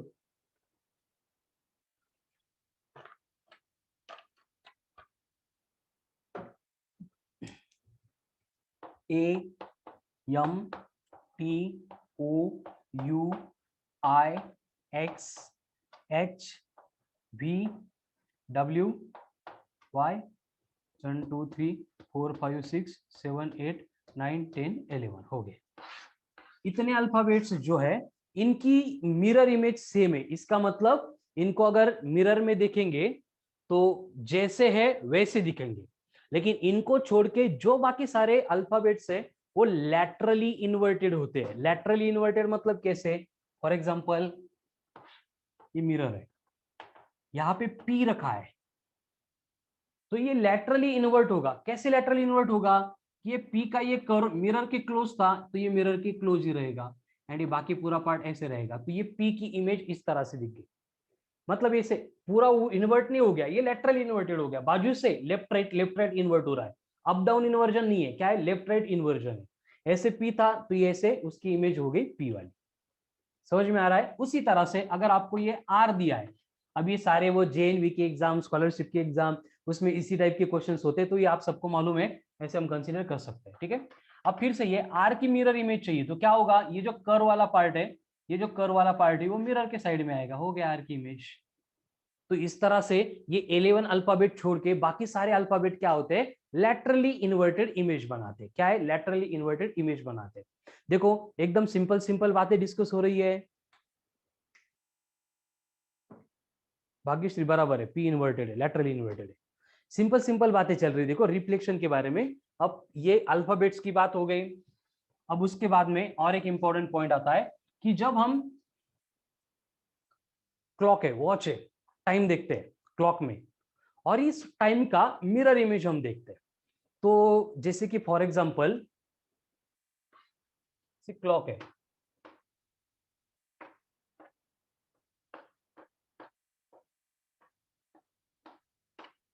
ठीक है, और ऐसे सपोज आपको ये मिनट हैंड एंड ये सेकंड हैंड आवर हैंड दिया है, या hour hand and minute hand है। ये कोई पॉलिटिकल पार्टी की साइन नहीं है, ऐसे मैंने रैंडम ड्रॉ किया है। ठीक है, तो इस तरह से मैंने ड्रॉ किया है एक मिरर की इमेज। मिरर की इमेज नहीं है, क्लॉक की इमेज। और इसको अगर मैंने मिरर में देख लिया तो मिरर में जो टाइम दिखेगा वो कितना होगा, वो हमें फाइंड करना है। इज दैट सेम और डिफरेंट? पहली बात ये बोलो, अभी की मिरर है उसमें कितने बजे हैं? 10:10 हुए। ठीक है, 10:10। तो इसकी अगर मैं इमेज मिरर में देखूंगा तो मुझे 10:10 दिखेगा या कुछ और डिफरेंट दिखेगा? नो, क्या नो? 10:10 नहीं दिखेगा, सेम दिखेगा। व्हेरी गुड जानवी, इथं चुकलं बेटा तुझं। आकांक्षा सेम टाइम। भाग्यश्री डिफरेंट। देखो इसकी मिरर इमेज सेम नहीं होगी। घर पे लेक्चर होने के बाद मिरर के सामने क्लॉक को पकड़ के सामने रख के देखो, यू विल फाइंड दैट इसकी मिरर इमेज तो डिफरेंट होती है। कैसी होती है अब मैं यहाँ पे एक्सप्लेन करने वाला हूँ। सर्वेश करेक्ट है, वेरी गुड। अब कंडीशन क्या होती है देखो, यहाँ पे मैं लिख के भी देता हूँ डायरेक्टली, लगा तो कुछ लोगों को कंफ्यूजन इसलिए। Sum of actual time and its mirror image is always, एक तो 12 ले लो नहीं तो 1160 ले लो। हम क्वेश्चन सॉल्व करते टाइम इसको फॉलो करेंगे। ठीक है, रूल ये है, मतलब कि हर बार ये 11:60 मतलब 12 हुई थी। हाँ, 12 का मतलब 11:60 होते हैं, दोनों सेम है। मतलब कि मैंने जो स्टेटमेंट लिखा है वो एक्सप्लेन कर रहा है कि किसी भी क्लॉक एंड उसकी मिरर इमेज, इन दोनों में जो टाइम दिखेगा उसकी सम क्या होती है? सेम होती है। जैसे कि फॉर एग्जांपल अभी की क्लॉक है, इसमें कितने बजे है? 10:10 हो गए। तो इसके मिरर इमेज में कितने बजेंगे ये अगर मुझे कैलकुलेट करना है तो सिंपली मैं क्या करूंगा, जो 1160 थे उसमें से ये 10 को सब्सट्रैक्ट करूंगा, तो आंसर आ रहा है 51। तो 1:50 रहेंगे।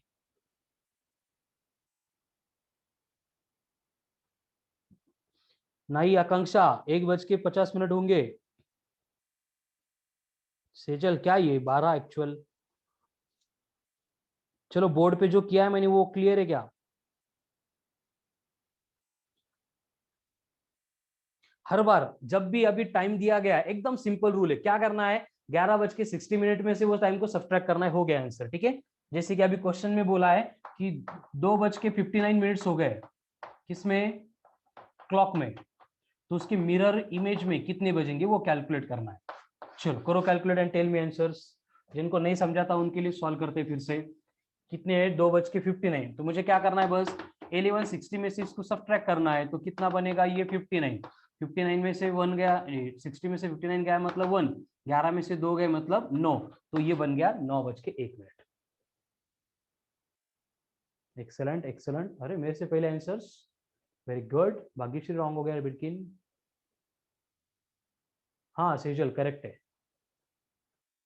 12 करके आंसर नहीं आता, उसके लिए मैं क्या करता हूँ 1160 ले लेता हूँ। क्लियर है सबको? अब अगर आपको बोला गया है कि 11:15 हो गए मिरर इमेज, मतलब एक्चुअल टाइम कितना था? अब फिर से क्या करना पड़ेगा, वही बात है, मिरर इमेज चाहिए या फिर एक्चुअल टाइम चाहिए। हमें क्या करना है 1160 में से उसको सब्ट्रैक्ट करना है, कितना होगा 1160 माइनस 15, मतलब ये आ गए 45, मतलब 00 12:45, मतलब सिर्फ 45 मिनट्स वहां पे उसकी मिरर इमेज में हमें दिखने वाले। नहीं नहीं, मिरर इमेज इतनी थी तो एक्चुअल में कितने हो गए 45 मिनट्स हो गए। ठीक है, क्लियर है?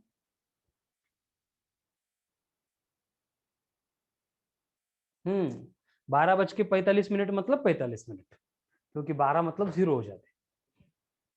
ओके, तो इस तरह से ये प्लेन मिरर जो है बिहेव करती है। कितना सिंपल है देखो, बेसिक रूल है, बस अल्फाबेट्स है उतने ही है, 11 के 12 नहीं होंगे। टाइम कैलकुलेट करने के लिए एक ही रूल है, कुछ अलग दिमाग लगाना नहीं है, ये ऑप्टिक्स है। मैंने पहले क्लियर किया है कि इसका जो सिलेबस का एक एक पॉइंट है वो ऐसे है कि मतलब बाकी कनेक्टेड ही नहीं है। ऐसे लगता है कि अपन दूसरे प्लैनेट का कुछ पार्ट पढ़ रहे हैं, लेकिन एक बार समझ में आ गया, एक बार प्रिपेयर हो गया, एग्जाम में कुछ चेंज नहीं होगा, वही एज इट इज आने वाला है। ठीक है, चलो next part. if a object is moving towards mirror with speed u, then speed of image with respect to stationary observer will be u, and with respect to object speed will be 2। चलो, गुरु मंत्र आ रहे सब board पे, learn करना है, समझना है, और एकदम जितनी बार लिखना है जितनी बार लिखो, लेकिन आज के आज प्रिपेयर होना चाहिए। मतलब आपको इस तरह की एक मिरर दे दी है और बोला कि ये ऑब्जेक्ट है, मिरर की टुवर्ड्स मूव रहा है विद स्पीड यू, यानी कि इसकी इमेज भी मिरर के टुवर्ड्स मूव होगी विद स्पीड यू। किसके लिए? अगर हम देख रहे हैं उसको स्टेशनरी ऑब्जर्वर है तो। लेकिन अगर ऑब्जेक्ट इटसेल्फ, ऑब्जेक्ट को अगर इमेज की स्पीड फील करना है तो वो कितनी फील करेगा, 2u इतनी फील करेगा। फिर ये टुवर्ड्स जा रहे तो टुवर्ड्स होंगे, या अगर अवे जा रहे तो अवे होंगे। क्लियर है? चलो स्क्रीनशॉट लेते जाओ, प्रिपेयर करते जाओ।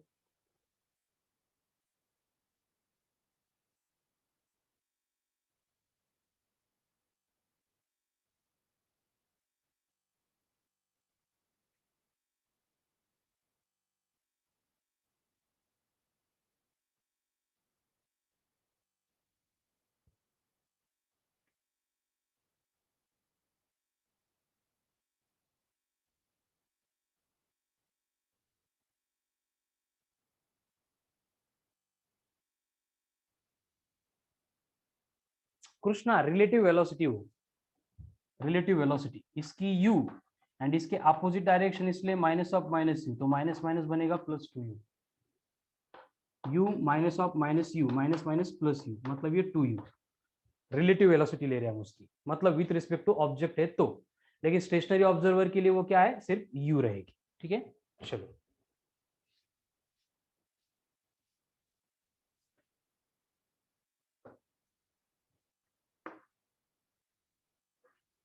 if mirror is fixed and IR is changed by theta, then RR will also change by theta but in the opposite direction. चिल्लर पॉइंट एकदम कॉमन सेंस वाले, लिख के देने की जरूरत नहीं है, लेकिन ये ऑप्टिक्स में ऐसे ही डायरेक्ट पॉइंट्स पे क्वेश्चन आते हैं, इसलिए मैं 1 बाय 1 लिख के दे रहा हूँ। यानी कि उनको ऐसे बोलना है कि ये रिफ्लेक्टिंग सरफेस है, पहले ये इंसिडेंट रे था, अब ये रिफ्लेक्टेड रे था। अगर मैंने ये इंसिडेंट रे को इस तरह से चेंज किया बाय थीटा, तो रिफ्लेक्टेड रे भी क्या होगा, उसी एंगल से चेंज होगा। लेकिन ये अगर मैंने एंटी क्लॉकवाइज चेंज किया था तो ये क्लॉकवाइज चेंज होगा। ये तो मालूम है, छोटे बच्चों को मालूम है, उसी का स्टेटमेंट मैंने बना के दिया है कि मिरर फिक्स है, इंसिडेंट रे अगर थीटा से चेंज कर रहे हैं तो रिफ्लेक्टेड रे भी थीटा से चेंज होगा, लेकिन अपोजिट डायरेक्शन में। क्यों? क्योंकि हर बार I equals to R maintain रखना है, बस उसके लिए। चलो take a screenshot. Finished? Finished sir? No? हो। अब सी,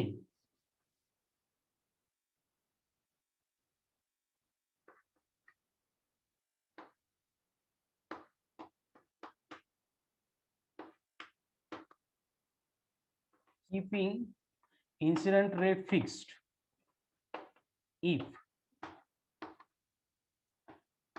mirror is rotated by an angle theta, then RR reflected ray will be changed by 2 theta.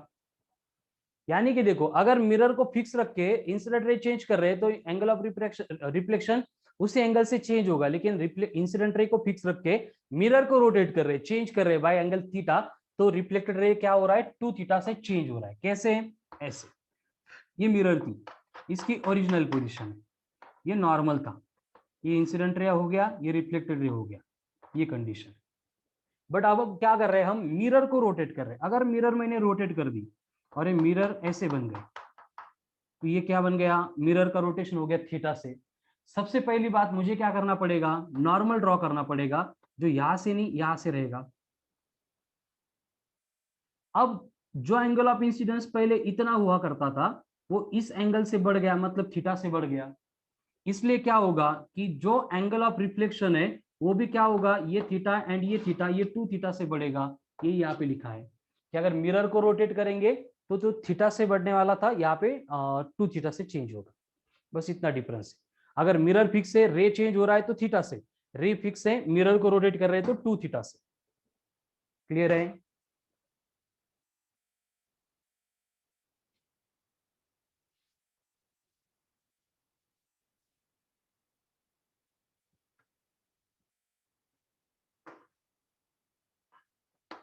if two plane mirrors are placed at an inclination theta, then total angle of deviation will be delta is equals to 360 minus 2 theta। क्या है, यानी कि ये कि suppose आपको दिया है कि एक मिरर है, ऐसी रखिए, एंड ये दूसरी मिरर है, और इन दोनों के बिटवीन का इंक्लिनेशन कितना है, थीटा है। तो क्या होगा, अब अगर यहाँ पे एक लाइट रे इंसिडेंट हो गया, इंसिडेंट जहां पे हुआ था वहां पे हमें नॉर्मल ड्रॉ करना पड़ेगा। अगर ये एंगल अल्फा है तो ये क्या करेगा, इसी एंगल से रिफ्लेक्ट होके यहाँ पे इंसिडेंट हो जाएगा, मतलब ये भी एंगल कौन हो गया, अल्फा हो गया। जहां पे इंसिडेंट हो गया वहां पे नॉर्मल ड्रॉ करेंगे। ये एंगल अगर बीटा है तो ये क्या करेगा, इस तरह से इसी एंगल से, बीटा इतने एंगल से रिफ्लेक्ट होके ये वापस जाएगा। ये आर आर हो गया, ये आई आर हो गया, इंसिडेंट रे हो गया, ये रिफ्लेक्टेड रे हो गया। मतलब देखो कंडीशन क्या है कि यहाँ पे जो है ये लाइट रे यहाँ पे आना चाहिए था, जा रहा है यहाँ पे, मतलब ये फर्स्ट डेविएशन हो गया डेल्टा 1। यहाँ पे कंडीशन क्या है कि लाइट रे जाना चाहिए था यहाँ पे, जा रहा है यहाँ पे, मतलब ये डेविएशन हो गया डेल्टा 2। एंड यहाँ पे ये लाइट रे इधर जाना था, लेकिन ये अब इधर जा रहा है। अगर इन दोनों को ऐसा थोड़ा सा रिड्रॉ करेंगे तो ये यहाँ से यहाँ तक ये पूरा अगर हो गया तो ये डेल्टा बन गया। तो ये डेल्टा कैलकुलेट करने के लिए हम क्या करेंगे, 360 माइनस 2 थीटा, ये इक्वेशन यूज करेंगे। वेयर थीटा मतलब क्या है, angle between two mirrors. What is theta? Theta is the angle between two mirrors. अभी डायग्राम, रे डायग्राम ठीक से देखो, है क्या क्लियर? ये एकदम सिंपल रिलेशन है, बस एक रिफ्लेक्शन की जगह पे दो रिफ्लेक्शन की है। चलो क्लियर है?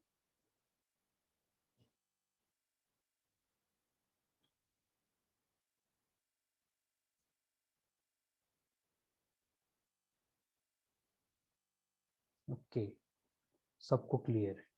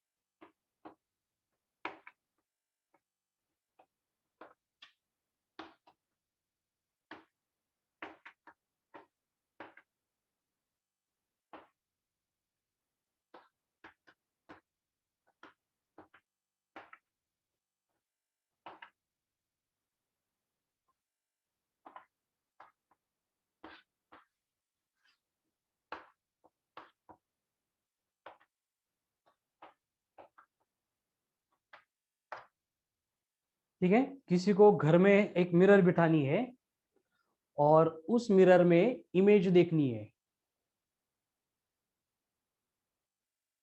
आकांक्षा, वो प्लेन पहला पॉइंट था ना, उसमें जो था वही है, वो delta actual path and deviated path से पहले डायग्राम थी आज की, वही थे वो। ठीक है, चलो बोर्ड पे क्या लिखा है देखो, कि अगर कोई पर्सन है और उसको क्या करनी है, उसकी फुल इमेज देखनी है, तो फुल इमेज देखने के लिए वहां पे मिरर की जो साइज रिक्वायर्ड है वो कितनी चाहिए? तो वो चाहिए एटलीस्ट आधी, एटलीस्ट हाफ जो पर्सन की हाइट होगी। सपोज कोई 6 मीटर का है, 6 मीटर का नहीं होता है, 6 फीट का है, तो उसका अगर खुद की इमेज देखनी है मिरर में, तो उस मिरर की साइज एटलीस्ट 3 फीट चाहिए। मतलब ये कंडीशन उसकी भी। ठीक है, चलो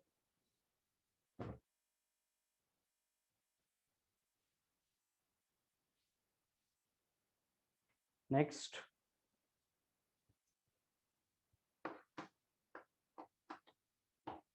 नंबर ऑफ इमेजेस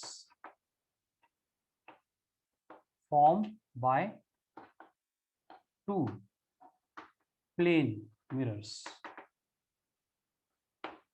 मतलब फिर से वही कंडीशन है कि इस तरह की एक फर्स्ट मिरर है, ये दूसरी मिरर है, और इनके इन बिटवीन कहीं पे भी हमने एक ऑब्जेक्ट रखा है ओ, तो इस ऑब्जेक्ट की कितनी इमेज फॉर्म होगी ये दो प्लेन मिरर से, ये हमें कैलकुलेट करने को बोला जाता है। तो उसके लिए कंडीशन होती है number of images will be equals to n। ठीक है, अब वहां पे कंडीशन क्या है कि 360/थीटा, इसको अपन x बोलते हैं।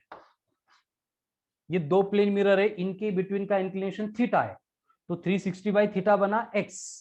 तो नंबर ऑफ इमेजेस n कैसे होंगे? First one, if x is even, then n is equals to x minus 1. Second, if x is odd, then n is equals to x if not on angle bisector, and n is equals to x minus 1 if object is placed on angle bisector. ये angle bisector होता है ना, उसके related. चलो come on fast, as it is ये फॉर्मूले है, इनको लर्न करना है, रिमेंबर करना है। इसके ऊपर डायरेक्ट क्वेश्चंस आते हैं, डायरेक्ट हमें रे डायग्राम दी जाती है, नहीं तो इंक्लिनेशन बिटवीन टू इमेजेस दिया जाता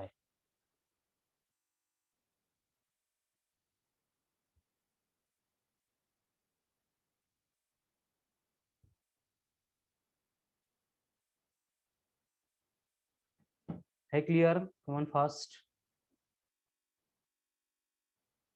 चलो कमेंट करो पटपट।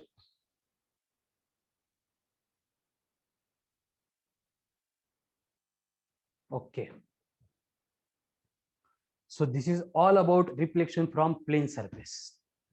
मतलब रिफ्लेक्शन जो हम दो पार्ट में पढ़ने वाले थे, उस दो पार्ट में से एक पार्ट जो रिफ्लेक्शन का है प्लेन सरफेस पे, वो बस इतना ही है, इसको छोड़ के वहां पे कुछ भी अलग नहीं पड़ना है। कितना सिंपल चल रहा है देखो ऑप्टिक्स। कोई बड़े बड़े डेरिवेशन नहीं आ गए, कोई फॉर्मूले नहीं आ गए, कोई यूनिट्स नहीं, डायमेंशंस नहीं, कुछ प्रिपरेशन नहीं। सिंपल रूल है कि रे कैसे बिहेव करता है, और ये नेचर का रूल है। यहाँ पे कोई मतलब लाइट नहीं देख सकते, लाइट की वजह से सब कुछ देख सकते हैं, इतना सिंपल पार्ट है देखो। उससे रिलेटेड हमने क्या क्या देखा आज, देखा कि पहले रिफ्लेक्शन मतलब क्या होता है, उसको प्लेन सरफेस पे इंट्रोड्यूस किया था। वहां पे क्या था, एंगल ऑफ इंसिडेंस था, एंगल ऑफ रिफ्लेक्शन था, एंगल ऑफ डिविएशन था, IR, RR, UR, ऐसे तीन लाइट रहते, ग्लांसिंग एंगल था। उसमें इंपॉर्टेंट फॉर्मूला ग्लांसिंग एंगल का 90 माइनस आई। दूसरा important formula angle of deviation का, delta is equals to 180 minus 2I। उसी को हमने कन्वर्ट किया प्लेन मिरर में। प्लेन मिरर में आने के बाद सबसे इंपॉर्टेंट बात है प्लेन मिरर की, एक तो size of object, size of image same होती है। दूसरा distance of object, distance of image same होती है। तीसरा उनका मैग्निफिकेशन 1 होता है।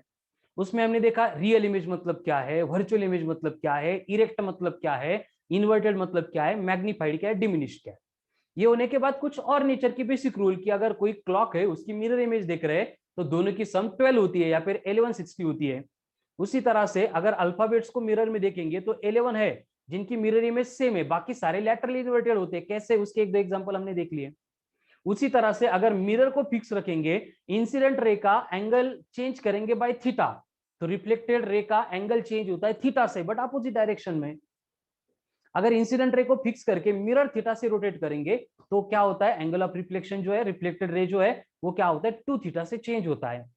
कोई पर्सन है, उसकी फुल इमेज देखनी है तो मिरर की हाइट साइज कितनी रिक्वायर्ड है, half of the height.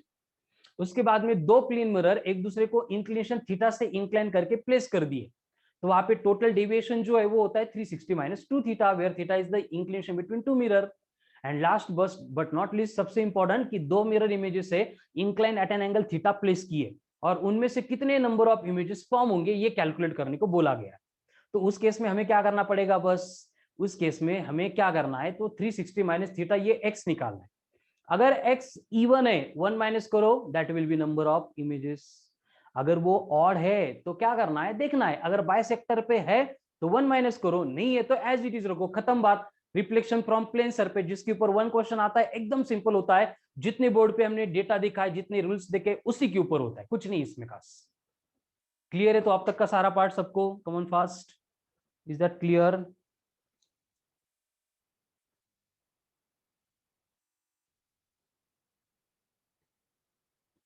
Okay, ये हो गया reflection from plane surface. I have to start reflection from curve surface लगेच, लेकिन उसके लिए जो है बेसिक बातें देखो। रिफ्लेक्शन फ्रॉम कर्व सरफेस, अभी रिफ्लेक्शन के जो रूल हमने अभी देखे हैं वो तो कुछ चेंज हो गए नहीं। Reflection from curve surface change क्या होगा, चेंज बस जो मिरर प्लेन मिरर थी उससे रिलेटेड की जो बातें थी वो चेंज होगी। रिफ्लेक्शन फ्रॉम कर्व सरफेस, अभी कर्व सरफेस से हमें रिफ्लेक्शन देखना है, ठीक है। अब कर्व सरफेस का एग्जांपल कौन है, कर्व सरफेस का एग्जांपल होता है स्फेरिकल मिरर। कर्व सरफेस का एग्जांपल होता है स्फेरिकल मिरर। देखो, प्लेन मिरर प्लेन सरफेस, वैसे कर्व सरफेस मतलब स्फेरिकल मिरर। अब ये स्फेरिकल मिरर मतलब क्या होता है, देखो कि बेसिकली हमें दिया जाता है एक ग्लास का होलोस्फीयर, इस तरह का ट्रांसपेरेंट ग्लास का होलोस्फीयर होता है। और हम यहाँ पे क्या करते हैं, ये होलोस्फीयर या हम क्या करते हैं, इसका कोई भी एक सेक्शन है ऐसे यहां से एंड यहां से कट करके निकालते हैं, तो ये कर्व सरफेस हो गया। अगर मुझे इसको मिरर बनाना है तो मैं क्या कर सकता हूं, इसको पॉलिश कर सकता हूं। तो अगर मैंने यहां से पॉलिश कर दिया तो मिरर फॉर्म होगी। सेम पार्ट अगर मैं यहां से कट करके निकालूंगा जो यहाँ पे ऐसे आएगा, और मैंने इस साइड अगर पॉलिश कर दिया तो ये भी कर्व सरफेस हो गया। ये भी कर्व सरफेस है, ये भी कर्व सरफेस है, दोनों भी कर्व सरफेस है। तो ये कर्व सरफेस बने कहां से, एक ग्लास ऑफ होलोस्फीयर ट्रांसपेरेंट स्फीयर से। और इसलिए इस टाइप के मिरर को बोला जाता है स्फेरिकल मिरर। तो स्फेरिकल मिरर मतलब क्या होगा, spherical mirror is a part of transparent hollow sphere. Part बोलने से अच्छा हम उसको सेक्शन भी बोल सकते हैं, ठीक है, सेक्शन ऑफ और part of hollow transparent sphere, उसको बोला जाता है स्फेरिकल मिरर। क्लियर है सबको? बहुत इंपॉर्टेंट पॉइंट है। देखो स्फेरिकल मिरर देख रहे हैं हम। स्फेरिकल मिरर मतलब किस लिए? क्योंकि हमें रिफ्लेक्शन स्टडी करना है कर्व सरफेस से। कर्व सरफेस का सबसे बेस्ट एग्जांपल है स्फेरिकल मिरर। स्फेरिकल मिरर बनाते कैसे है, पहले वहां से स्टार्ट करेंगे।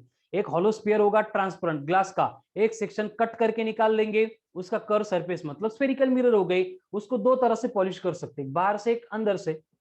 इसको बोलेंगे बल्गिंग इनवर्ड, इसको बोलेंगे बल्गिंग आउटवर्ड। मतलब ये अंदर चली गई है, आउटवर्ड चली गई। जो स्पून होता है हमारा खाने का, उसमें जहां पे फूड बैठता है वो पार्ट हो गया बल्गिंग इनवर्ड वाला।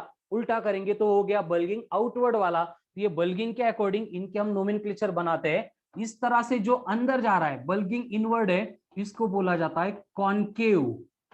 जो बाहर आ रहा है बल्गिंग आउटवर्ड है, इसको बोला जाता है कॉन्वेक्स। तो एक है कॉनकेव, दूसरा है कॉन्वेक्स। तो इस टाइप की जो स्फेरिकल मिरर्स है, इसके दो टाइप होते हैं, एक कॉनकेव मिरर, दूसरी कॉन्वेक्स मिरर। एक कॉनकेव मिरर, दूसरी कॉन्वेक्स मिरर। चलो स्फेरिकल मिरर एंड उसके दो टाइप्स क्लियर है? कमेंट फास्ट, कमेंट करो। एक कॉनकेव मिरर, दूसरी कॉन्वेक्स मिरर। एक कॉनकेव मिरर, दूसरी कॉन्वेक्स मिरर।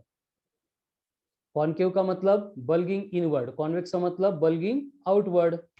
चलो, तो आगे का हमारा जो भी डिस्कशन होगा रिलेटेड टू रिफ्लेक्शन, वो इन दो मिरर से रिलेटेड होगा। ठीक है, तो वन बाय वन इनका डिस्कशन करते हैं। सबसे पहले जो थोड़ी इंपॉर्टेंट है उसको लेके आते हैं, that is concave mirror.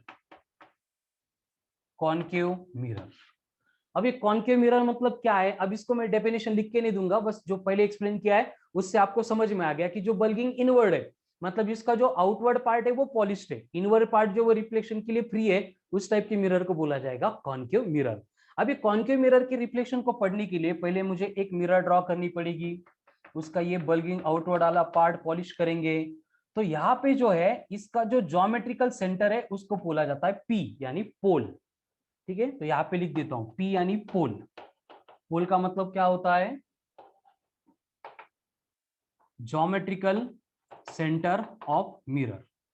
Geometrical centre मतलब अकॉर्डिंग टू ज्योमेट्री जो उसका सेंटर होगा उस कर्व का, कर्वेचर का, वो बन गया पोल। उसके बाद में यहाँ पे और एक पॉइंट होता है सी। सी का मतलब होता है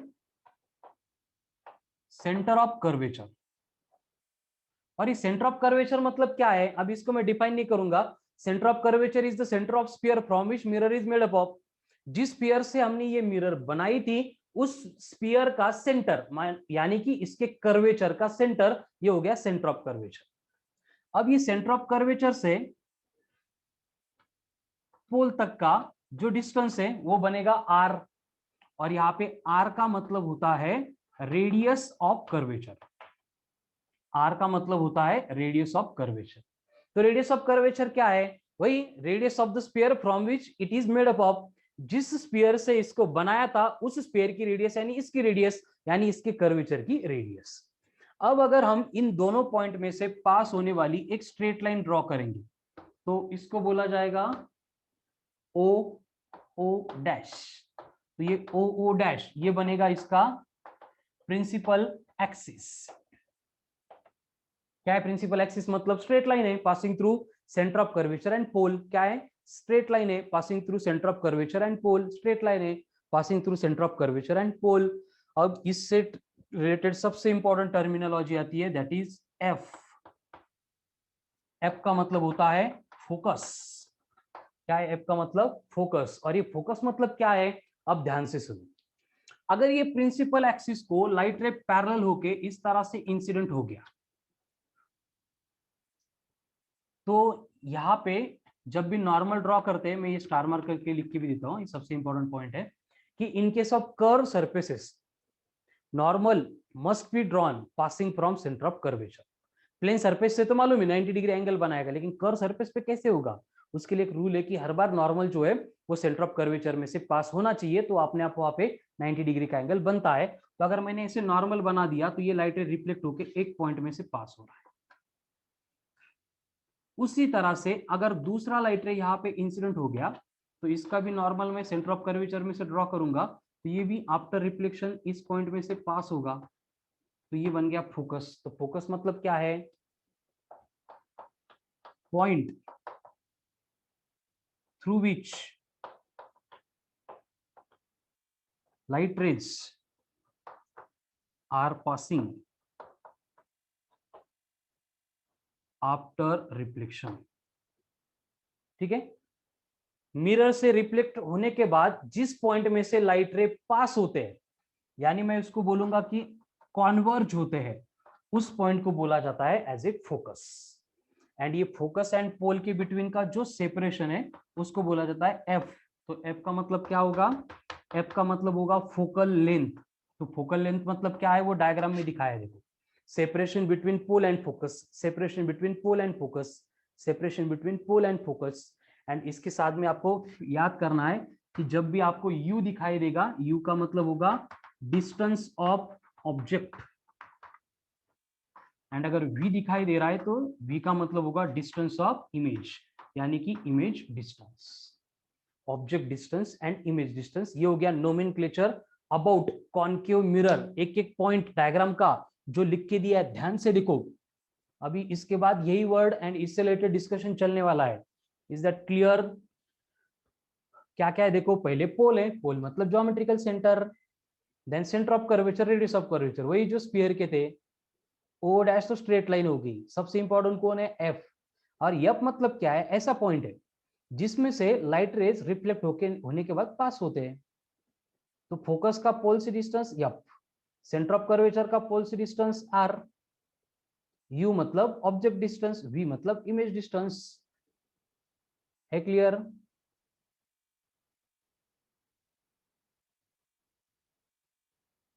कमन फास्ट, क्लियर है क्या?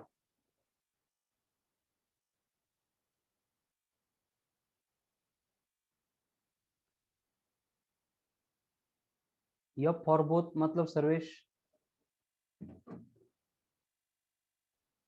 चलो, हो गया क्लियर सबको. सो ये थी कॉन्केव मिरर. अब यहाँ पे कॉन्केव मिरर खत्म नहीं हो रही है. अब देखते हैं थोड़ा सा और बातें. ये नोमेनक्लेचर हो गई, डायग्राम हो गई. अब कंडीशन क्या है कि यहाँ पे होते हैं कुछ साइन कन्वेंशंस.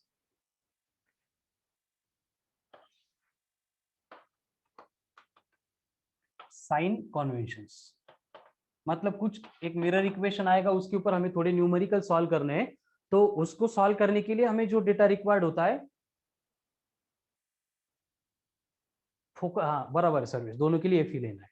ठीक है, तो साइन कन्वेंशंस हमें फॉलो करना पड़ता है, और वो कन्वेंशंस फॉलो करके हमें न्यूमेरिकल जो है बेस्ड ऑन मिरर, एक ही फॉर्मूला एकदम सिंपल होता है, बस ये साइन कन्वेंशंस कंफ्यूज ना करेंगे तो. ठीक है, तो साइन कन्वेंशन क्या है? देखो, सबसे पहला पॉइंट कि light rays must drawn from left to right. ये लेफ्ट है, ये राइट है, तो हर बार लाइट रे लेफ्ट से निकलेगा, राइट पे आएगा. ये यूनिवर्सल कन्वेंशन है, इसमें चेंज नहीं होगा. मला वाटलं म्हणून मी सोर्स तिकडे ठेवतो, लाइट इकडे आला, नहीं चलेगा. हर बार जब भी रे डायग्राम ड्रॉ होगी, रे डायग्राम मतलब ऐसी डायग्राम जो रे रिप्रेजेंट कर रही है, तो उसमें जो लाइट रे होगा it must travel from left to right only. उसके बाद में all the distances must be measured from pole itself. सारे डिस्टेंसेस जो है हम पोल से मेजर करेंगे. पोल मतलब ये ज्योमेट्रिकल सेंटर वाला. और फिर साइन कन्वेंशंस क्या है? वही जो हम कोऑर्डिनेट एक्सिस का यूज करते थे, एक्स एक्सिस, ये वाई एक्सिस, ये ओरिजिन हुआ करता था. अब ओरिजिन को रिप्लेस करेंगे बस पोल से. तो पोल के राइट में अगर ले रहे तो पॉजिटिव, पोल के लेफ्ट में ले रहे तो निगेटिव, पोल के ऊपर ले रहे तो पॉजिटिव, पोल के नीचे ले रहे तो निगेटिव. खत्म. ये होते हैं sign conventions to be followed in mirror. मतलब नया कुछ नहीं है, जो कोऑर्डिनेट एक्सिस में था वही है, बस क्या चेंज करना है? कोऑर्डिनेट एक्सिस में जो ओरिजिन हुआ करता था मिरर में, उसको पोल बना दो, खत्म. और वही रूल्स बेसिक वही रहेंगे कि पोल के ऊपर का पॉजिटिव, पोल के नीचे का नेगेटिव. क्योंकि plus Y positive, minus Y negative है, प्लस एक्स पॉजिटिव है, माइनस एक्स नेगेटिव है. वही कन्वेंशन है. अगर पोल के राइट में मेजर कर रहे तो पॉजिटिव, पोल के लेफ्ट में मेजर कर रहे तो निगेटिव, पोल के ऊपर मेजर कर रहे तो पॉजिटिव, पोल के नीचे मेजर कर रहे तो निगेटिव. बात खत्म. ठीक है, यही कन्वेंशन है, और यही हम न्यूमेरिकल सॉल्व करते टाइम यूज करने वाले. इस डायग्राम को मैंने इसलिए रफ नहीं किया था क्योंकि अभी जो है वो सबसे इंपॉर्टेंट पॉइंट में लिख के देने वाला हूं, जो न्यूमेरिकल सॉल्व करते टाइम हमें बहुत हेल्प करते हैं. पहले ये साइन कन्वेंशंस क्लियर है क्या? कमेंट फास्ट कमेंट करो. है क्लियर? अब यहाँ पे ये कन्वेंशंस मुझे यहाँ पे अप्लाई करना है, कन्वेंशंस को भूल जाओ, ये रिमेंबर करने जैसी बात ही नहीं है। हम बचपन से पढ़ रहे हैं कि ओरिजिन के ऊपर पॉजिटिव नीचे निगेटिव, राइट में पॉजिटिव लेफ्ट में निगेटिव, वही अप्लाई कर रहे हैं, कुछ भी नहीं है, बस ओरिजिन को पोल बोलना है। अब अगर देखेंगे सबसे important point related to reflection में यहाँ पे लिख रहा हूं, in case of concave mirror, त्याला एकदम हायलाइट करायचं आहे, 10-20 वेळा लिहून काढायचं असलं लिहून काढा, ये कंफ्यूजन नहीं होना चाहिए। इन case of concave mirror, concave mirror की केस में हर बार उसकी जो फोकल लेंथ है वो निगेटिव है, रेडियस ऑफ कर्वेचर है वो निगेटिव है, ऑब्जेक्ट डिस्टेंस है वो निगेटिव है, इमेज डिस्टेंस है वो भी निगेटिव है। कॉन्केव मिरर में सारे के सारे निगेटिव है। देखो फोकल लेंथ हम पोल के लेफ्ट में मेजर कर रहे हैं, निगेटिव, रेडियस ऑफ कर्वेचर इधर मेजर कर रहे हैं, निगेटिव, इधर पॉलिश्ड है मतलब ऑब्जेक्ट इधर रख के तो नहीं इमेज फॉर्म होगी, ऑब्जेक्ट तो इधर ही रखनी पड़ेगी, मतलब ऑब्जेक्ट डिस्टेंस निगेटिव, इमेज भी सेम साइड पे फॉर्म होती है इसलिए इमेज डिस्टेंस भी निगेटिव। एक्सट्रीमली इंपॉर्टेंट डेटा है कॉन्केव मिरर की केस का। Focal length negative, radius of curvature negative, object distance negative, image distance भी निगेटिव, सारा कुछ निगेटिव होता है इनके सब कॉन्केव मिरर।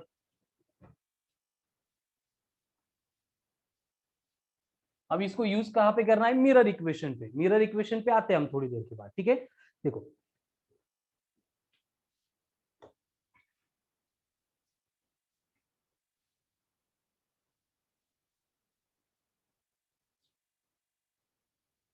हो गया क्लियर। देखो अब कंडीशन क्या है, देखो एक टेबल बना रहा हूं मैं, उससे पहले एक स्टेटमेंट लिखूंगा, सब लोग इस स्टेटमेंट को ध्यान से समझेंगे, लिख देंगे, स्क्रीनशॉट ले लेंगे। ये स्टेटमेंट की मीनिंग क्या है कि in case of concave mirror image is always real। अगर इमेज रियल है मतलब उसको इन्वर्ट होना पड़ेगा, इन्वर्टेड होगी, मतलब कॉन्केव मिरर की केस में जब भी इमेज फॉर्म होगी वो हर बार रियल होगी। क्या होगी, कॉन्केव मिरर की केस में जब भी इमेज फॉर्म होगी वो हर बार रियल होगी यानी इन्वर्टेड होगी, बट ओनली इफ, ये एक्सेप्शन है, but only if object is placed between pole and focus, its image will form behind mirror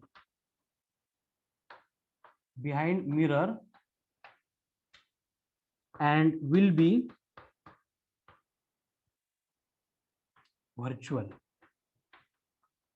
and ये वर्चुअल आ गई मतलब ये इरेक्ट बनेगी।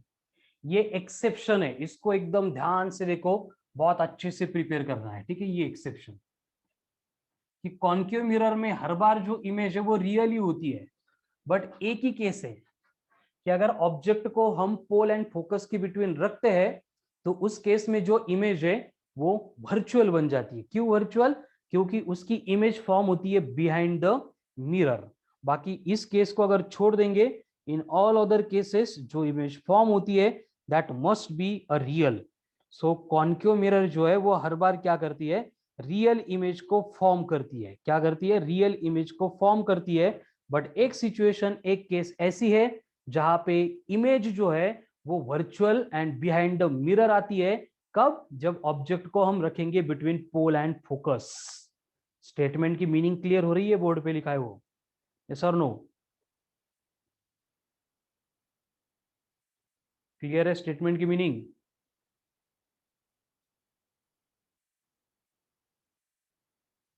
ठीक है, अब कैसे उसको थोड़ा सा रे डायग्राम के अकॉर्डिंग भी यहाँ पे एक्सप्लेन करते हैं, उससे पहले एक सिंपल टेबल है, लर्न हो जाएगा उसको, ऐसी कुछ स्पेशल एफर्ट्स नहीं है, मतलब वो कॉमन केस है, छोटे बच्चों को भी बोल दिया तो भी उनको याद होता है, इतना सिंपल है। कॉन्केव मिरर की केस में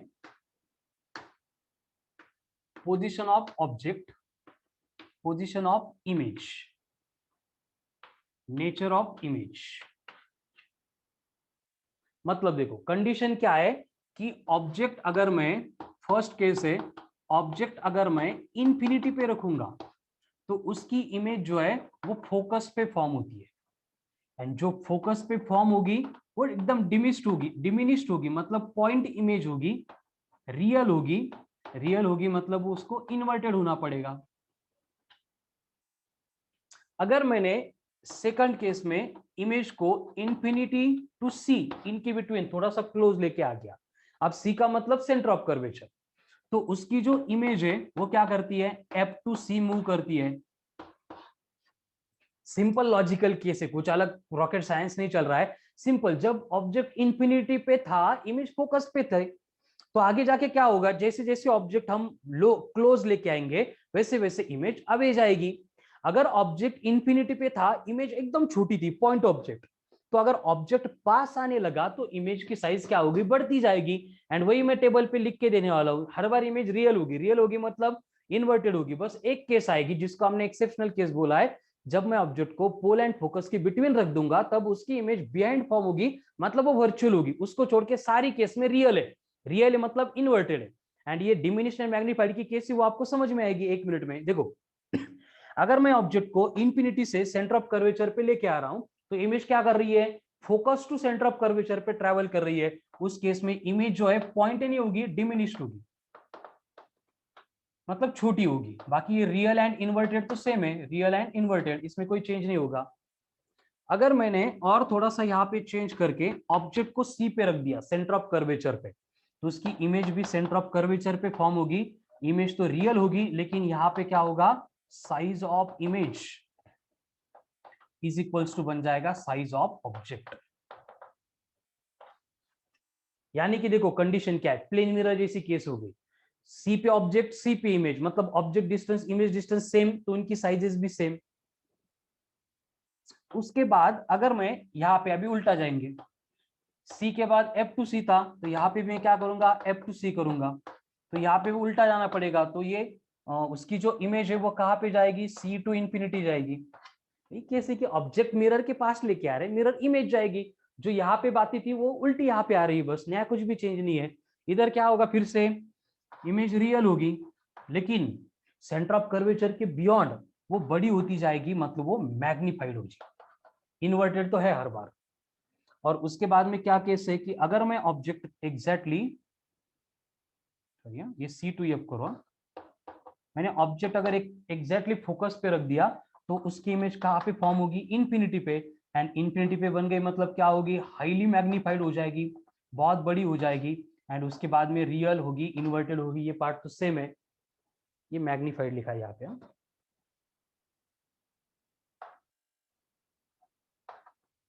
मैग्नीफाइड होगी। एंड एक एक्सेप्शन है वो यहाँ पे, मतलब इसके बाद में मैं लिख सकता हूँ लेकिन पहले मैंने इंट्रोड्यूस किया है, टेबल में लाके मुझे कंफ्यूज नहीं कराना है। आगे अगर मैं ऑब्जेक्ट को फोकस टू पोल लेके जाऊंगा तो उसकी इमेज कहाँ पे जाएगी, मिरर के बिहाइंड जाएगी, क्योंकि इन्फिनिटी से आगे जा नहीं सकती, इसलिए मिरर के बिहाइंड जाएगी, इमेज वर्चुअल बनेगी। ठीक है, इसलिए मैंने उसको बहुत अंडरलाइन किया था। वो एक स्टेटमेंट एक्सट्रीमली इंपॉर्टेंट है कॉन्केव मिरर का। कौन सा, कि कॉन्केव मिरर में हर बार रियल इमेज फॉर्म होती है। एक ही केस है, एक ही कंडीशन है, जब ये इमेज है वो वर्चुअल बनती है, कब, जब ऑब्जेक्ट को हम पोल एंड फोकस की बिटवीन रखते हैं तब। उसको छोड़ के बाकी सारे केसेस बोर्ड पे लिखिए। अब ये टेबल लर्न करने की भी बात नहीं, ओरली बोलता तो थोड़ा सा प्रॉब्लम हो सकता था, इसलिए मैंने लिख के दिया है। कंडीशन कितनी सिंपल है, देखो पहले ऑब्जेक्ट इन्फिनिटी से फोकस पे लेके आ रहे हैं तो इमेज फोकस से इन्फिनिटी जा रही है, खत्म बात। हर बार रियल है, इन्वर्टेड है, लेकिन जब तक ऑब्जेक्ट सेंटर ऑफ कर्वेचर के बियॉन्ड था, इमेज डिमिनिश थी। जब object centre of curvature to focus आ रहा है तब इमेज मैग्नीफाइड हो गई, सिंपल इतनी बात है। वही बोर्ड पे लिख के दी है, एक बार चेक करो क्लियर है क्या। चलो कमान फास्ट, कितना सिंपल टॉपिक है। और वो पेपर पे सर्वेक्षण आया, वहां पे बोलते कि ऑप्टिक्स बच्चों को डिफिकल्ट लगता है, वो फैक्ट भी है। बच्चे इस तरह से पढ़ते नहीं, उसको पढ़ने से पहले ही खुद के एजम्पशंस बना लेते हैं, ओवर थिंक कर लेते हैं। जिसको हमने देखा ही नहीं, पढ़ा ही नहीं, उसके बारे में कंक्लूड नहीं कर सकते हम।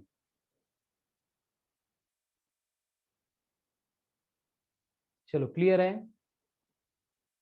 अब ये रियल, इन्वर्टेड, मैग्नीफाइड क्या है, वो सारा पार्ट हमने पहले ही क्लियर कर लिया है। स्क्रीनशॉट ले लो बेटा, और उसमें सब कुछ लिखा है।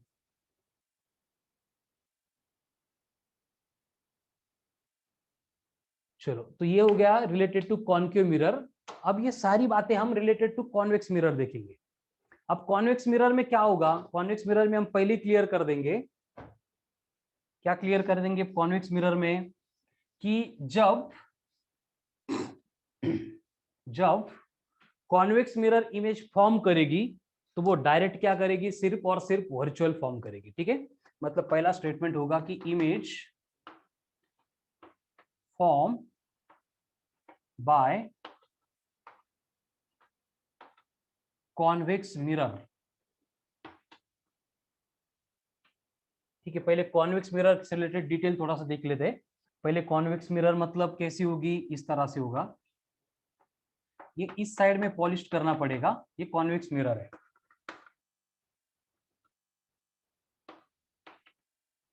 अब ये कॉन्वेक्स मिरर का जो ज्योमेट्रिकल सेंटर रहेगा उसको अपन पी बोलेंगे, पोल। उसके बाद में ये कर्वेचर इस साइड में, इसलिए सेंटर ऑफ कर्वेचर इसका सी यहाँ पे आएगा। इन दोनों के बिटवीन का सेपरेशन आर हो गया, रेडियस ऑफ कर्वेचर। जहां पे सारे लाइट रे आफ्टर रिफ्लेक्शन मीट होंगे वो ये एफ बनेगा, और इन दोनों के बिटवीन का डिस्टेंस मतलब फोकल लेंथ। अब कंडीशन क्या है देखो, एक स्ट्रेट लाइन यहां से पास होगी, it will represent O O dash, मतलब ये हो गया प्रिंसिपल एक्सिस। अब कंडीशन क्या है कि होता क्या है कॉन्वेक्स मिरर में, जैसे इधर पॉलिश्ड है, मतलब ऑब्जेक्ट हमें यहीं पे रखना पड़ेगा, ऑब्जेक्ट से ये लाइट रे आ गया, इंसिडेंट हो गया। अब इंसिडेंट होने के बाद ये कट करके इधर तो नहीं जा सकता, और इसका जो नॉर्मल है मुझे वो सेंटर ऑफ कर्वेचर से पास करना पड़ेगा, इसलिए लाइट रे इंसिडेंट होके रिफ्लेक्ट होके इस डायरेक्शन में चला जाता है। और अगर मैं इसको बैकवर्ड प्रोड्यूस करूंगा तो ये ऐसे लगता है कि एफ में से गया था, मतलब ये डाइवर्ज हो रहा है यहाँ पे।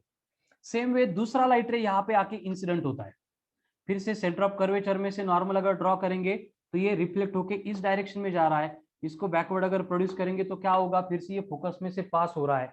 मतलब कंडीशन ऐसी लग रही कि लगता है कि ये एफ में से सारे लाइट रे डाइवर्ज हो रहे हैं, मतलब अपीयर्स टू बी मीट है। मतलब ये कॉन्वेक्स मिरर की केस में जब भी इमेज फॉर्म होगी वो इमेज हर बार वर्चुअल होगी, हर बार वर्चुअल होगी। वर्चुअल होगी मतलब उसको इरेक्ट होना पड़ेगा, वर्चुअल होगी एंड इरेक्ट होगी। दूसरा, जो भी इमेज फॉर्म होती है कॉन्वेक्स मिरर में, ये फोकस के बियॉन्ड हो ही नहीं सकती। मतलब यहां पे लिखता हूं, in case of convex mirror image is always formed between pole and focus। मतलब दूसरी कोई केस ही नहीं है, हर बार कॉन्वेक्स में जो भी इमेज फॉर्म होगी वो पोल एंड फोकस के बिटवीन ही होगी, इसलिए उस इमेज को हर बार छोटा होना पड़ेगा ऑब्जेक्ट से, मतलब ये डिमिनिश रहेगी। ये केस है, मतलब कॉन्वेक्स मिरर में टेबल नहीं बनेगा, क्योंकि whatever may be the position of object, image always be real and it always form in between pole and focus. जैसे कॉन्केव की केस में ऑब्जेक्ट की पोजीशन चेंज होने से इमेज की लोकेशन चेंज होती थी, वैसी केस कॉन्वेक्स में नहीं है। whatever be the position of object, image is always formed between pole and focus। कहीं पे भी ऑब्जेक्ट रखो, इमेज सिर्फ पोल एंड फोकस के बिटवीन ही फॉर्म होगी। एक केस है कि अगर ऑब्जेक्ट को हमने इंफिनिटी पे रखा तो उसकी इमेज फोकस पे फॉर्म होती है। बाकी हम ऑब्जेक्ट को इंफिनिटी से पोल पे लेके आएंगे, इमेज पोल टू फोकस इसके बिटवीन ट्रैवल करेगी, इसलिए हर बार इमेज वर्चुअल होगी। वर्चुअल होगी मतलब इरेक्ट होगी एंड उसके साथ वो मैग्नीफाइड होगी। ठीक है, ये केस हो गई कॉन्वेक्स मिरर की। एंड कॉन्वेक्स मिरर की केस में अगर देखेंगे तो यहाँ पे क्या क्या आ रहा है देखो, ये अभी सबसे इंपॉर्टेंट है कॉन्वेक्स मिरर की केस में। चलो इसका एक स्क्रीनशॉट ले लो, फिर मैं स्टेटमेंट रब करूंगा।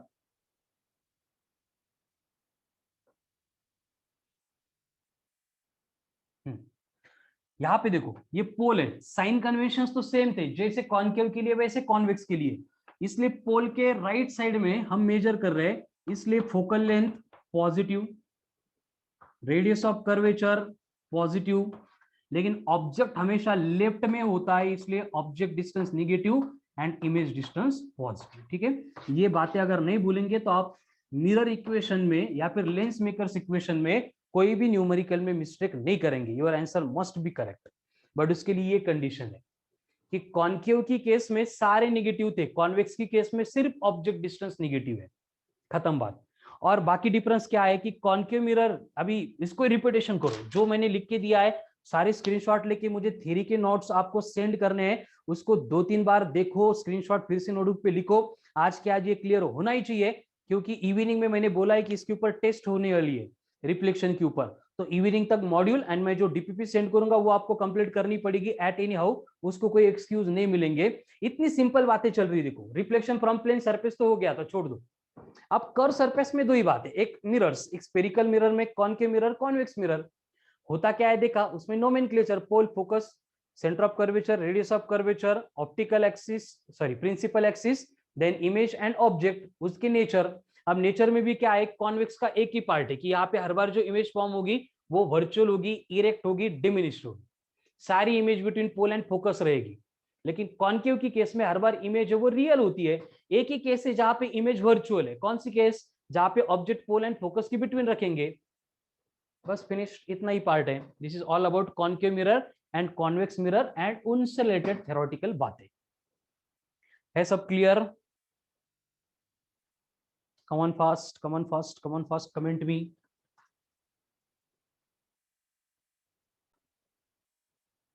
बोर्ड पे न्यूमेरिकल सॉल्व किया है, उसमें देखो हर बार स्टेप जो है वो सेम रहेगी, उस स्टेप में कुछ भी चेंज ऑकर नहीं होंगे। जो डेटा गिवन है उसके साइन पुट करो, उसके लिए मैंने स्टार मार्क करके लिख के दिया था। लेकिन जो क्वांटिटी के बारे में कुछ भी डेटा नहीं है उसका साइन भी पुट मत करो। है क्लियर?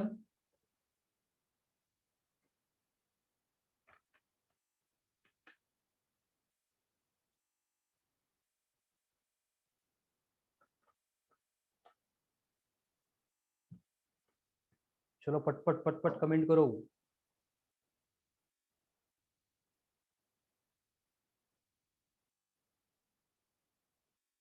क्लियर है, ठीक है। अभी सब कुछ डेटा आपको दिया है, लेकिन आपको मिरर जो है वो कॉन्केव की जगह पे बोला कॉन्वेक्स, तो साइन चेंज होने से क्या चेंज होता है वो आपको समझ में आएगा। करो सॉल्व पूरा numerical. Now I will wait for your answers. अब सबके आंसर्स आने चाहिए अगर ये क्लियर हुआ था तो।